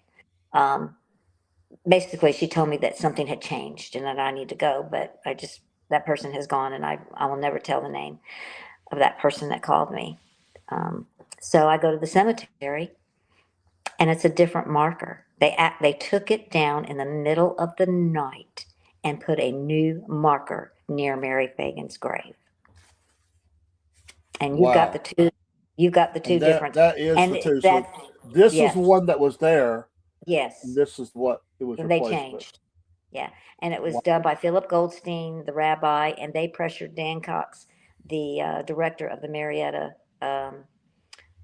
what is he, Parks and Recreation. They had no council meeting. They had nothing. They didn't have any reporters there. They just did it in secret. And I want to remember that. I want y'all to remember the secret opacacy is what I call it. So everything they did was in secret. So there Okay. was there no law broken? Well, I'm assuming there is, but I just That's don't what know. I would think. I'm sure they did. I mean, You it know, I could be probably ought to, considered I would love to theft. sue the rabbi for, $30 million since he's been Well, it harassing should my be family for considered 30 years. theft. Yeah, I well, would think. okay, but it's outside the grave. Ours is inside. So, I told Daddy I said, "Daddy, aren't you going to change?" So what it does is they're bamboozling the public. The Jewish community in Marietta is bamboozling the public with that marker because it changes it at the end to say he was issued a pardon and he was not. So we go back to 82 when Alonzo Mann comes forward, the office boy, and says he saw Jim Conley with the body of Mary Phagan on the first floor and Leo Frank was innocent of the murder of Mary Phagan. Yeah, So, over half the new marker talks about him. It doesn't. It's not even Huh. talking about her. It Right. just they totally changed that. yes. And change how it's worded to be more about the lynching Excuse me. and the abduction, and then the 86 pardon. That they mentioned. Right. And so the three, so when he came forward, the Jewish community got together, 3 different groups got together, and decided they were going to ask for an exoneration of Leo Frank or get a pardon for him. And what happened was, let's see, the American Jewish Committee, the ADL, and one other group. I always forget their names because they sound so familiar. I just confuse them. But it is all this information is in the book, and Yeah. so they applied for a pardon. And I told Daddy that should we call? Should we let them know? And he said, "Are you ready?" And I said, I knew what that meant. I was going to call. He was Yeah. starting to train me to take over and take the net. I was the next person that he was handing it down, the Mary Phagan case down, like I'm doing with my nephew. Okay. Awesome. So that's what we're doing here. And Yeah. I said, okay. So I saw a name, Mike Wing, and I called him and he laughed. He laughed when I told him I was Mary Phagan. He said, "You can't be. This is a joke." I said, "No, sir, it is not a joke. My real name is Mary Phagan Kean, Kean. I'm the great." This is the one time that I said I'm the great niece and namesake of Little Mary Phagan, because he didn't ask me the question because he just thought it was just somebody playing a joke on him. Yeah. And I said, "No, sir, I'm not lying." I said, "We are always the last to know. Everything's always done in secret, and we would like to know if a pardon is submitted." So he called me about 6 months later and said a pardon had been submitted. Little did I know at the time, that they were doing some things. So that first pardon was in 1983. They denied Leo Frank pardon, and they got hit heavy through the newspapers and the media because they denied it. They said that, and if you read, and I got a whole big thing chapter just on Alonzo Mann, and if you read his affidavits, and he's got to tell so many stories. He verifies for them that they were hanging the Jew. He didn't hear that. He didn't even go to the trial. He just went once and that was it. To do his testimony and then he left. So they did that, and they were very, very disturbed that was happening. So what I found out during COVID, though, it relates to 1986, was they decided after that pardon, they started the same group of people that did the Georgian Pardons and Paroles Board, because the governor couldn't do a pardon. They had to go through that agency instead. They started again with a young man's thesis, Clark Freshman from Harvard University, and he came up with the idea without addressing his guilt or innocence because he was lynched. And so they worked in secret for about 2 years. And then in 1986, they called us the day before they announced that they gave Leo Frank a pardon, a posthumous pardon. But it does say without addressing his guilt or innocence, which you see in the first marker. And they take it out. And Rabbi put, he was issued a pardon. That is bamboozling the public. And Yeah, you can see that, folks. Yeah, in the two at the very bottom. I don't know if you'll be able to see it, but in the very bottom of that, you can see that they changed that. It's hard to see, I know. That's why you got to get the book. And on the next page, or page after that, we have the marker that was placed by the Phagan family. Right, and that happened in 2016 because my daddy did not want to cause any controversy with the persons that were alive and didn't want any more. And he told me that I could do whatever the heck I wanted when the last person died. And when they died, my sister and I and brother, we put that together and we put up there. There are errors in that marker of mine. Okay, they've got John instead of Joshua, but he also had a nickname of John, so there was some confusion there. And then where it says the Knights of Mary Phagan on there, I found out that the Knights of Mary Phagan didn't exist. That it was from the New York Times 6 weeks before Leo Frank was lynched, that they came out with it and said that tensions were rising in Atlanta, and they called themselves the Knights of Mary Phagan, and that's where that came from. I did the research again, went back to the original newspapers here in Atlanta, and they called it the Vigilance Committee. Okay. Because they said they were doing the law, that what the law said, and that a governor was a coward to commute the sentence, and they were carrying out the letter of the law. They felt they were doing that, and that's what they said, So a lot of people ask me if a Phagan was involved in the lynching. The answer was no, but Mary's uncle on the Benton side was part of the group. I love at the bottom, Little Mary Phagan is not forgotten. Thank you. Absolutely not forgotten. Yeah. And that is one of the reasons I wanted to do this is, and I wanted to be factual, and I wanted to have I've just always, I tell you, when I realized, when I dug into this thing and I realized how I had been manipulated by the media and everything else, and just the sickness of what happened to this, it just made me sick at my stomach. And it taught me a valuable lesson. You know, I always thought I was pretty, pretty judicious to study things out, but you got to watch there. And those things go on today. They use Yes, every they do. tool they have to control the narrative. And you have to really dig in and really look for the truth. You have to. Right. And it was so obvious to me. I mean, I remember just sitting back going, he did it. He did it. I mean, it's not even a question. I mean, he did it. And Yeah, pretty much. Yeah, that's how a lot of people feel when they hear my side of the I'm story. glad justice was And served. it was a lot of people say that to me too, and it was hard for my dad because he experienced the hurt more than I did. Yeah. You know what I'm saying? He sat on his grandmother's lap. They went to family reunions, and he remembers them talking. And when they got to marry, somebody would bring her up, and then it wasn't discussed yeah, because grandmother Phagan would just go and break into tears, and she absolutely adored my father, and just thought he was the greatest. So that was hard. So I know it we got sounded off track and we got enough and no, no, got on. no. I feel, I'm like you. I've got so much up in here that I have to say. I'm actually one of the podcasters says I think you need to do about a 30-minute podcast on each of your chapters in your book, so you can go into detail and tell us everything that's happened. Because you say something to me and I go back to 1982, and then I try to do the timeline, and it just doesn't work for me. Because then people start asking me questions, and I get totally off sync. I know, I So, know, but anyway, and what's happening today, and I think this is the most important thing, is that you guys need to know what's going on. But that was one of the most horrible things that they did. That was a disgrace what they did with the marker. That was it was just a devious, evil thing that they've done, and oh, they're getting away with it. real quick before you go to that, because I want to get that. Where is the marker at? Where is it actually at? It's outside her grave in a about 8-foot pole up. And They actually did that. Oh my gosh, I didn't even know that. yeah, and my dad I left it up believe it's what still 30 there. something years, 30 years until I changed, or what was it, 2016 is when we put it up there.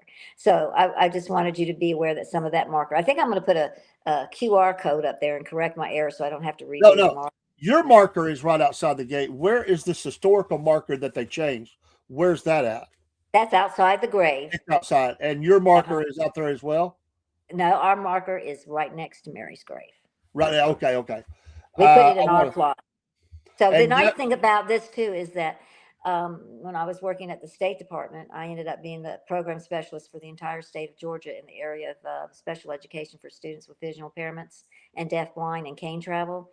So I got a phone call from a lady that said that there was 13 or 15 plots, catty corner for Mary's grave, and she wanted to offer it to the Phagan family. And so we purchased it. So I'll be buried across with Mary. Oh, amazing. Awesome. That's what threw me off because it's been that long since I've been. I don't remember what year I went, but I don't remember the marker. So we will definitely they were be looking at They, that. yeah. I did So not that know happened. that. 2016. Okay. It Okay, must yeah. have been, I don't remember. I want to think it was around 2010, 2012, something like No. that I went down. So amazing. This is Mhm. absolutely amazing. So, yeah. So let's talk about what the enemy's up to, what they're trying to do these days, Okay, and sure. how can we So help? 2019, I told you the Conviction Integrity Unit, they announced that. And Yes. so I asked for records, for open records requests from Fulton County. They deny that there's any records. Huh. Okay. You can't tell me they've been planning this for 3 years or 4 years. In 2015, they started mentioning it about getting a new trial in 2018. And I talked to Dale Swartz, who is one of the petitioners with the first pardon. And I called him and I said, well, I heard y'all wanted to do a new trial. And we're very respectful to each other. I want you to know that. I mean, Yeah. just because we're difference of opinion doesn't mean we can't have a conversation that's civil. And I Right. said, I heard that you were thinking about doing a trial. Is that correct? He said, well, yes, Mary, we're working on it. And that's what I think is at the rabbi's collection that I want to go. And my sister and I are going to go this next year.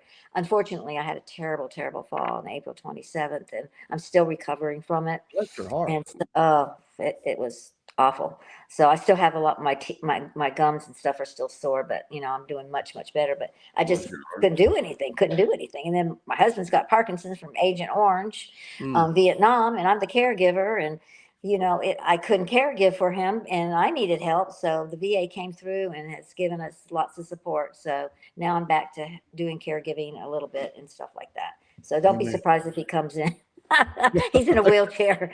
He always interrupts my podcast. Everybody says, "Here he comes," and the dogs, because they're still having a fit. That I can hear him scratching on the door, wanting to get in.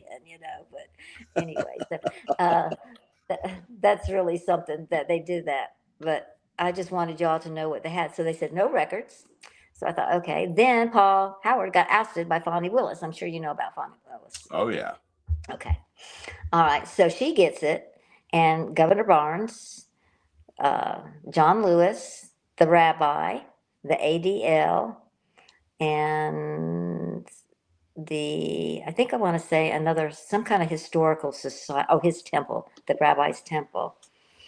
They ask Fonnie Willis to exonerate Leo Frank, to continue from what Paul Howard said, because they established it and everything.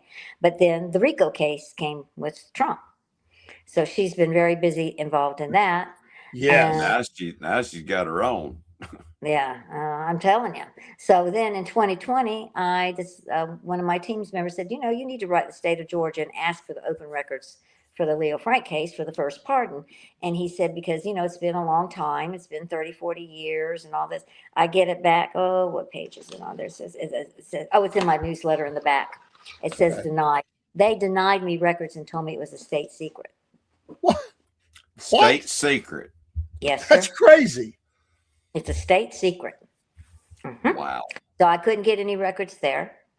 And then, Fonnie Willis continues, and we just, things happen. The biggest thing that happened for me and my family was in 2021 with Jonathan Greenblatt of the ADL, and he got nailed. And it's been going on for the last 4 or 5 years because Elon Musk bought Twitter and changed it to X. And every year on the anniversary of Leo Frank's lynching, he writes the same thing about him being, because of anti-Semitism. And this is how they make their money. This is how they get money because of this case. And he got community noted. Oh. So that's never happened before because, he just says it and everybody knows, he literally had to shut down the comments. And we figured out like 98%, it's on my website somewhere, 94% were against the ADL based on that. And so it has continued for the 22nd, the 23rd. He did it again in 24. He did it again in 25. And it's still he still writes the same thing every year, even though it got community noted. And I mean, one of them had like 24 million views, and they were all mostly against the ADL and Jonathan Greenblatt. And it should be, Yeah. Absolutely. because they're liars. They're making money off little girls' murder, rape and murder. They're promoting, in my opinion, pedophilia. If they're supporting Leo Frank, because that's what he was convicted of, that's what got the conviction, was his sexual perversion, not because he was Jewish, and they just can't admit it. But they are supporting that. Yeah. Now look at Jeffrey Epstein. Look at all these girls that were being trafficked. Unfortunately, are now committing suicide. Yes, it's horrible. It's horrible. We had a question. Do you have an email list? You talked about the newsletter. Is there an email list that you can join on the website? No, but I need to do that. I'll ask my person that runs it to do it. Email list. Okay, because I think that people would love to keep up if there's something that you want to send out. Put it on the email. Okay. Yeah, and I'm on Facebook. I'm on Facebook too. You are on Facebook. Make sure, folks, under your name, Mary Phagan Kean, is that how they find you on Facebook or not? I don't think so. We can announce it later. We can look it up. But there are people here. Barry, I know all these guys. They dig in. They will keep up with stuff, and they're very good about sending me stuff. And because the information flow is sometimes, like you said, that you don't know something's being released out there, and you don't know what people have done. It's got to help keep things accountable, and we want to keep up with what you're doing and pray for you. And support you and dig into this and study this stuff so we'll know it and we can have talking points for ourselves to share with people who have no clue about this case. Right. There are people just don't know. This And really was a first pedophile case in this country, when that's you think amazing. about it. Amazing. And and like I said, and then it came another mini war between the states, as my dad always called it. But what I wanted to let you know that there's a musical out called Parade at One Tony Awards, and it still continues to this day. And it came here in April at the Fox Theater, and Fonnie Willis announced that the Leo Frank case was being reviewed for exoneration of the murder of my great aunt Little Mary Phagan. So that's what's happening as of today. My gosh, that's so horrible. So It is horrible. horrible. It is horrible. And that guess what? She went to the Senate committee. They've been trying to subpoena Fonnie Willis. She went in December, and they said, guess who her attorney is? Who's her attorney? Some old fella. Yeah, Roy Barnes. Roy Barnes. Oh, is he really? Yes. Wow. Okay. I didn't know Is that that. not a conflict of interest? So he's her lawyer, and that guarantees that it's going to happen in my book. Wow. Mhm. Wow. And I think the state of Georgia should be ashamed. So my last newsletter says that. Let me show you. Go to Appendix 2. Oh, I just found newsletter number 7 says it was denied, and I have a copy of the letter from the State Board of Pardons and Paroles right on the. So these newsletters are very important. These are the last things that happened that I just felt like was more important to keep these newsletters in, and they're all available on my website at no cost. Everybody thinks I should charge for it, and I go, oh no, I'm not charging for it. No way, no way. Hey, thank you for coming in from Germany. We have a visitor from Germany coming in All right. on YouTube. Thanks for stopping by. We're talking about this precious young lady right here, Little Mary Phagan, and really about her and how they're trying to paint this up as anything other than she is the victim. She is the victim, and we will keep preaching that. And so Mary Phagan Kean is our guest. And we are honored to have her. Thank you again so much for being here with all this going on. I fell myself. I didn't get hurt like that, but I fell myself a little over a month ago.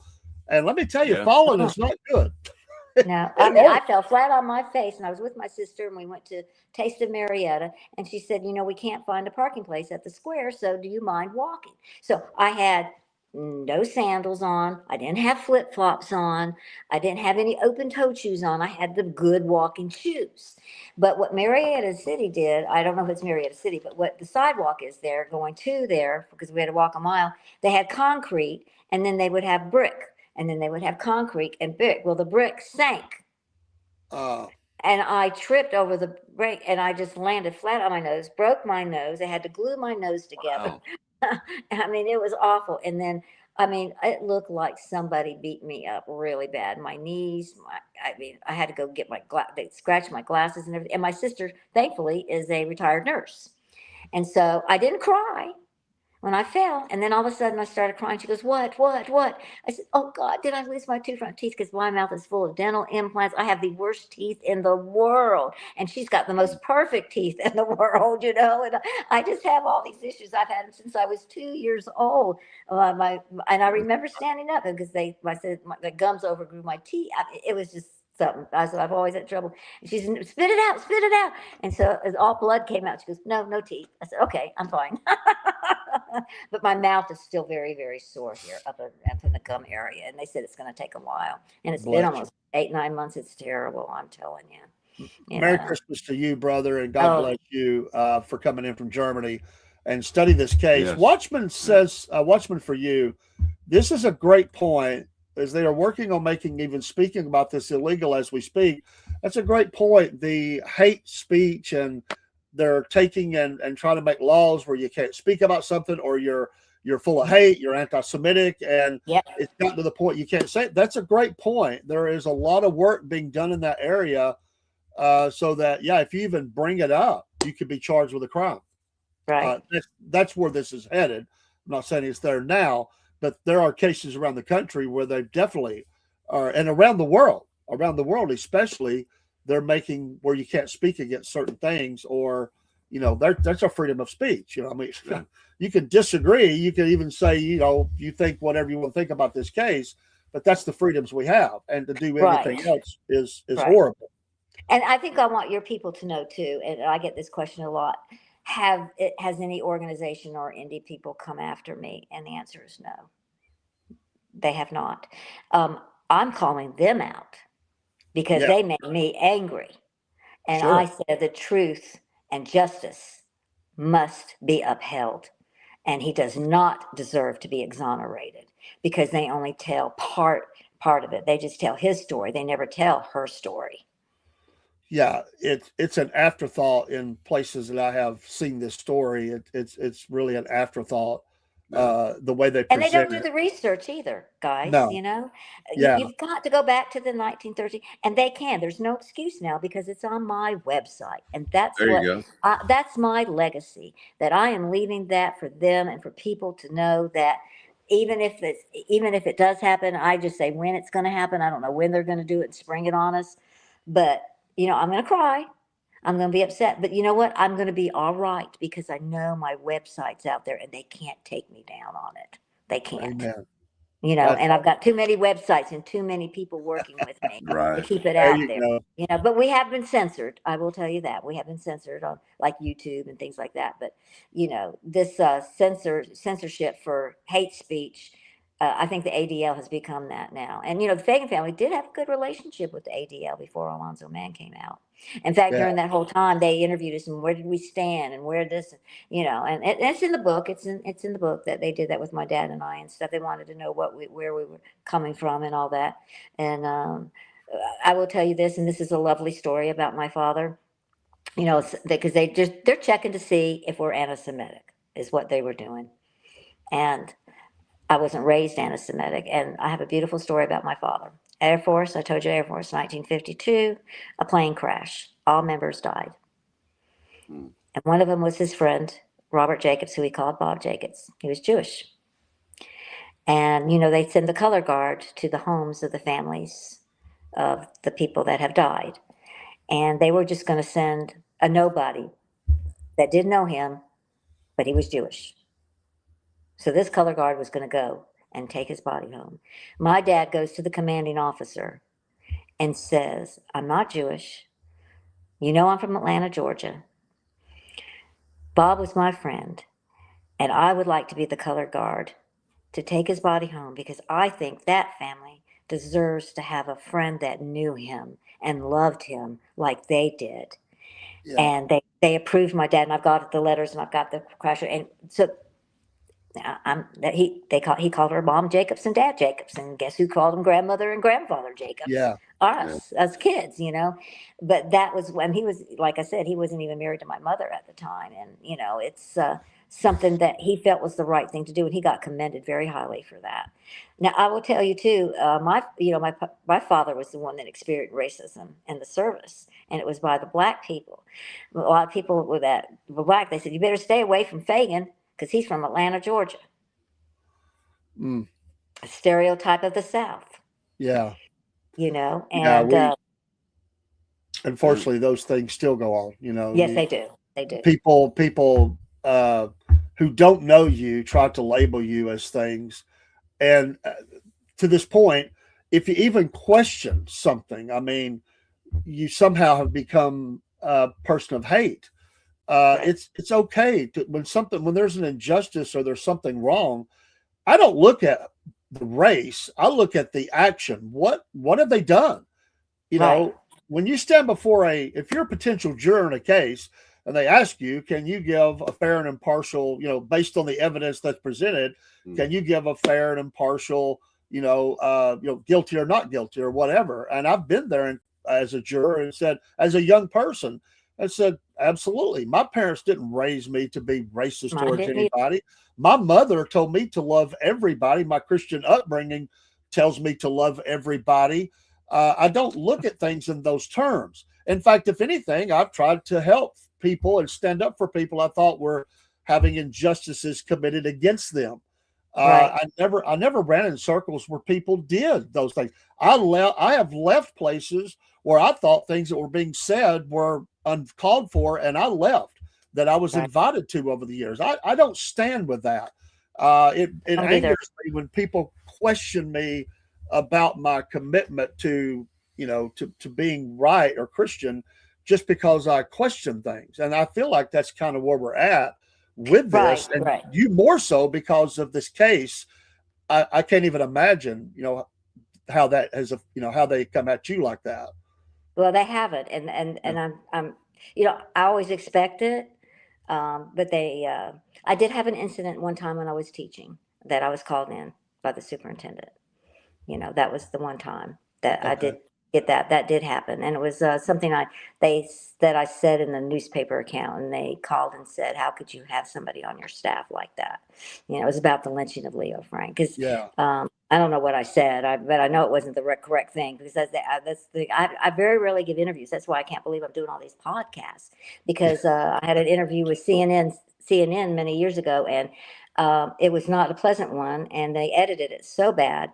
And when they left, the guy told me that my father and grandfather were lying to me about this case. Oh my gosh. And I've never Wow. forgotten that. I will Sounds like never do another CNN. interview again.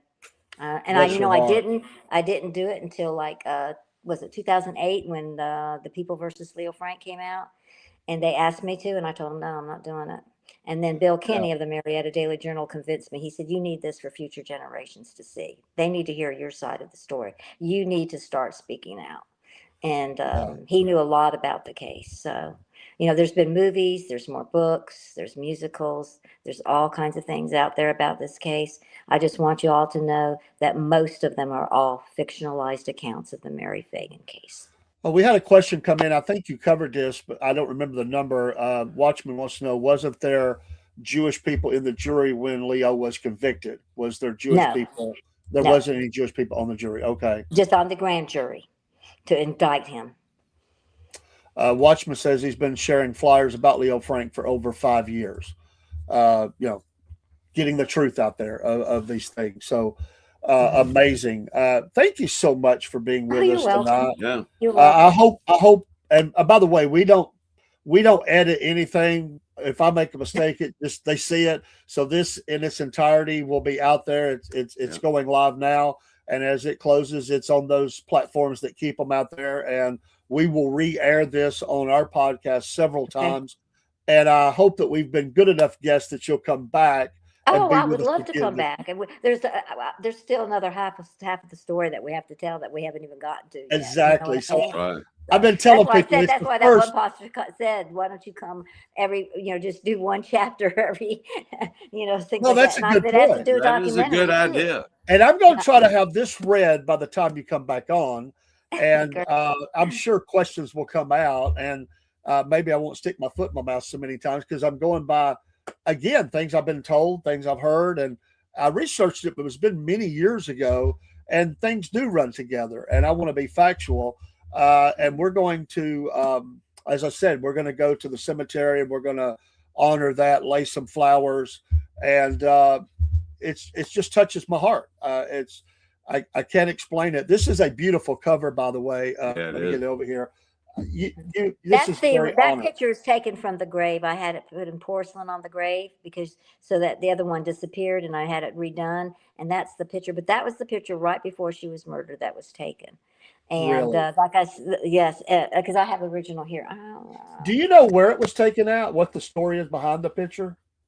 No, I just I know I want to say that. Well, no, that was what Aunt Annabelle. What did she tell me about this picture? Uh, actually, which the Atlanta Historical Society has the original picture. I donated that to them many, many years ago, but they were supposed to. It had some tears and stuff in it, and some tape and stuff, and they were supposed to refurbish it, but I don't think they did. Okay. Do you know So if was it in a studio or was it at home yeah, or? I think it was a studio because the original picture is it's like on a cardboard thing, not like we have today, Yeah. like that kind of thing. But I was gonna try to move my thing, but I don't know if you could see the picture. No, you just see me. Oh, I might go over there because I think you guys ought to see it. I have a big picture of her. Oh, I don't know how to turn my camera around to see it. Oh, maybe if I go this way. Ah, there we go. Oh yes, Okay. beautiful. Okay. And then this over here next to her picture was a memorial thing that they wanted to do on her grave. And they were asking for donations, and the donation was 10 cents. Oh, wow. 10 cents. 10 cents. Amazing. And then Amazing. Sons of Confederate Veterans here in Georgia, they had me at their national convention speak because they knew things were happening with the case. They are going to be in, oh, that's the other thing I got to write in there, Sons of Confederate Veterans. I forgot about that. They are doing the grave cleaning for me after I pass, because I do it now. And they said they have, because the Confederate cemetery is right next door, the Marietta City Cemetery, and they have all the chemicals and they know how to clean granite. Yes. Yeah, so I'm giving them money to keep it up for the next couple hundred years and stuff, so that my nephew doesn't Awesome. have to worry about that. Isn't that sweet of them to do that for me? Yeah. Absolutely.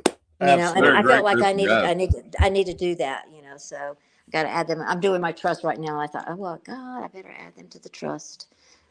Well, I thank had you. a CD and it didn't make any money, so I'm putting it in a trust. Well, thank you so much. Any closing thoughts? We are about at the end of the 2 hours. We thank you for your time. Yes. I'm moved. I don't even know how, Paul. I don't even know how to speak agree. about it. It just touches my heart. But closing thoughts you would like to share with our listeners, if you have any. Just thank you from the bottom of my heart for caring about Little Mary Phagan and listening to me tell the truth about her, and to know that she was really horribly raped and murdered by Leo Frank. And that's the truth that needs to get out, even though we know that there are forces that are working against it. The Phagan family has gone through 112 years of turmoil, and now I'm trying to lessen the turmoil for my nephew, because he's the Amen. one that's taking over. So he's going Bless to be you. in charge of the trust. So I'm sorry, I'm crying. No. Prayers for You're you. fine. I mean, Yeah, definitely. Paul, anything you'd like to Sorry. add in before we? I just, I want to thank you from the bottom of my heart for coming on the show. And, everybody needs to know about this. Yeah. Yes. It's ongoing. One thing, I hate bullies. Yeah. I can't Yeah. stand the bully. And, And this is, yeah, I agree. And I really deep down thought about it. I don't know, I still may do it, but I think every 435 people in Congress need to have a copy of my book, to see when the next time they look at maybe helping it fund Israel or fund the ADL comes in. This is where it starts. This is where it started. Yeah. You've got to realize, that they are supporting a rapist, pedophile, and child trafficking that continues. And he was the first pedophile. I want to write a letter to them saying, are you aware that he's the first convicted pedophile in this country? well, I don't see why we have to bring race into it. He was a terrible person. He was Right. evil. It doesn't matter if he was Caucasian, Jewish, Indian. It doesn't matter. Yeah. This is the story. This is the Yeah. person. She deserves to remember her story, to remember who she was. Yeah. And she represents all the little boys and girls that have been done wrong. She Especially over the past 4 they need to answer for that. There has to be justice For for the little children. Mary Phagan. There has to be Yes. justice for all these others that have been done wrong. And Because Mary got justice, but how Yeah. many haven't gotten justice? exactly, it's a national sin, and Yeah, it it is. it has to be answered for, and a universal sin. I mean, it's not just here, but certainly our country has certainly it's a dirty, dark Secret. thing in our secret. I mean, and it goes to the highest levels of our government. We see that with what's going on right now. So sad. Thank you so much. Oh, you're welcome. Have a Thank great you. night. I'm sorry if I was so confused and stuff. There's just so much in No. my head. And You have all this information, and I want to tap into that. And Yeah. folks, go to the website. We're going to share it out so you'll have that. okay. And buy the book. Buy the book. Buy it. Thank you. And I'll Do see you it. again soon, okay? Yes, you got it. All Take right. care. Thank you. All right, Thank you. folks. Bye-bye. All right. Bye-bye. See you. Bye-bye. Bye bye. Okay, all right. And we will go out with some music. And Paul, amazing. Yes, that's a very touching story, and man, It just touches your heart. So it gets my heart beating fast. thank you, folks. There's a lot of information. I'm sorry to get to everything in the chat. We just wanted to give her as much time as possible, and we're just tapping the parts of it. There's so much that I learned in this that I did not know. This book is really well done. Again, and here is that. By the way, here is the flyer for the thing for the movie. Been handing out the movie. No. For the movie Jack Lemmon. That my bad. And a lot of people saw that movie, which obviously has some inaccuracies in it. But the part about this, I didn't know they did that. But when we go to the grave, we're going to highlight that for sure. I wonder if you could send us a picture of the flyer. Yeah, that you're handing out. Watchman. What are? Yeah, that would be. And awesome. here is the state marker about the other. I heard so much about that. I've never seen that marker, to be honest with you. But there's footnotes. There's a lot of information in here about this. So, but yeah. Thank you so much. We need to get off of here. We've been it's been a great show. We're going to re-air this, and we got to find out why Instagram kicked us out. They don't store the videos anyway, but I hate it. We did have some in there watching, but we'll make sure they know that you can go find it at other places. But that is kind of weird that happened. I have not seen that happen. I don't think it was a coincidence. I don't either. I think we got booted. I think that they didn't like. That has not happened since the early days of the podcast that we've ever been booted off. And it was true. Early in the podcast, we would get kicked off 1 hour. That has not happened in over a year. I went almost 3 hours last night. No problems. We need to get used to it. It's not a coincidence. Yeah, I'm sure it won't be the last time either because and we'll probably doing some things. I'll be watching the next day or two to see if we get censored on a couple of the others, to be honest. Yeah. Thank God for Rumble. Yeah. And some of the others. Thank y'all for watching. Share it out. Listen, not for us, for her. Little Mary Phagan. For her. Yes. Don't. I'm not looking for publicity off of this. This story has always touched my heart, and that's why I wanted to do this. Yeah. So thank you so much for being here. God bless you. We'll go out with some music, and Paul. Always keep ascending. Yes, and let us not forget. The Wolf Nation is sponsored by the coffees, the Wolf Nation coffees, and also the Ascending Group.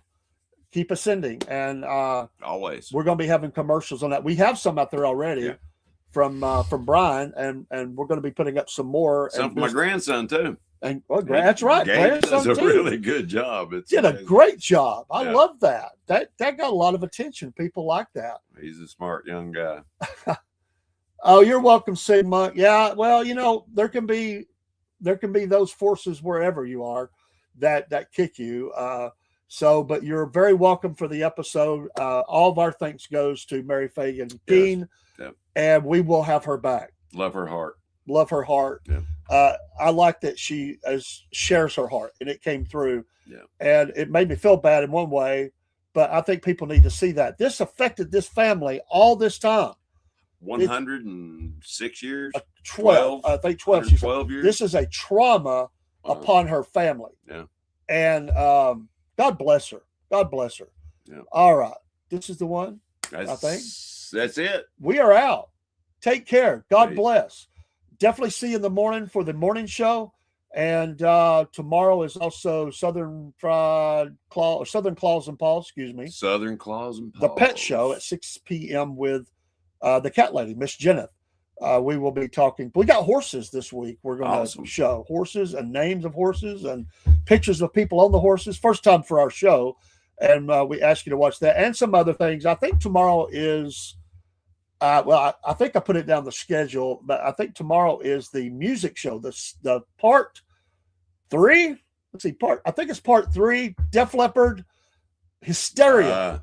We're going to be talking about Hysteria. Paul, are you familiar with Def Leppard Hysteria? Oh, yeah. Maybe Paul can join us. We'll see. And we're going to be going to Mary Phagan's grave, also to the Corpsewood Manor location.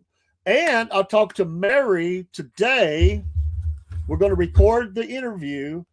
Amy, I said Mary. Amy, yeah. Sorry, Amy Patula. Yep. She's going to interview with us on January 5th.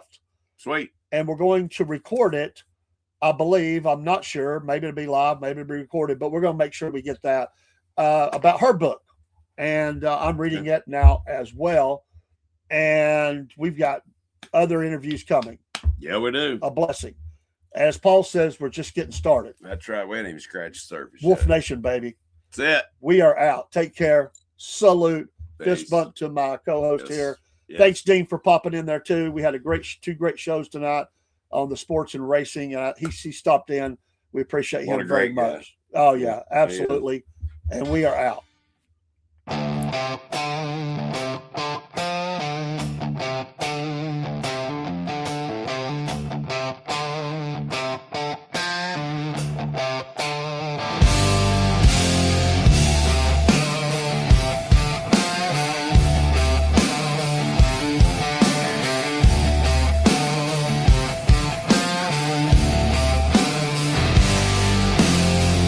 Out on the airwaves, mud soaked and loud. Cornbread man talking, biscuit boy proud.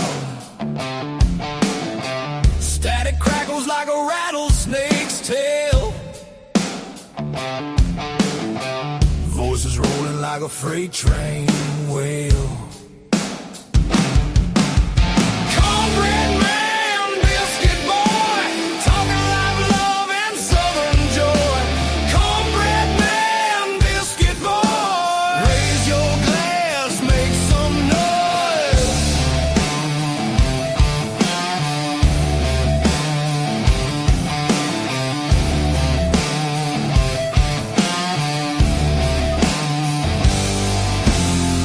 Gravy drips in the southern drawl.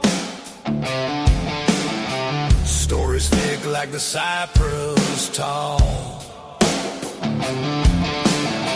Radio rebels riding wild and free, shouting truths like a storm at sea. Hey, hey, can you feel that beat? Boots on the floor, fire in the heat. Cornbread man, biscuit boy, talking live love and southern joy. Cornbread man, biscuit boy, raise your glass, make some noise. Tells the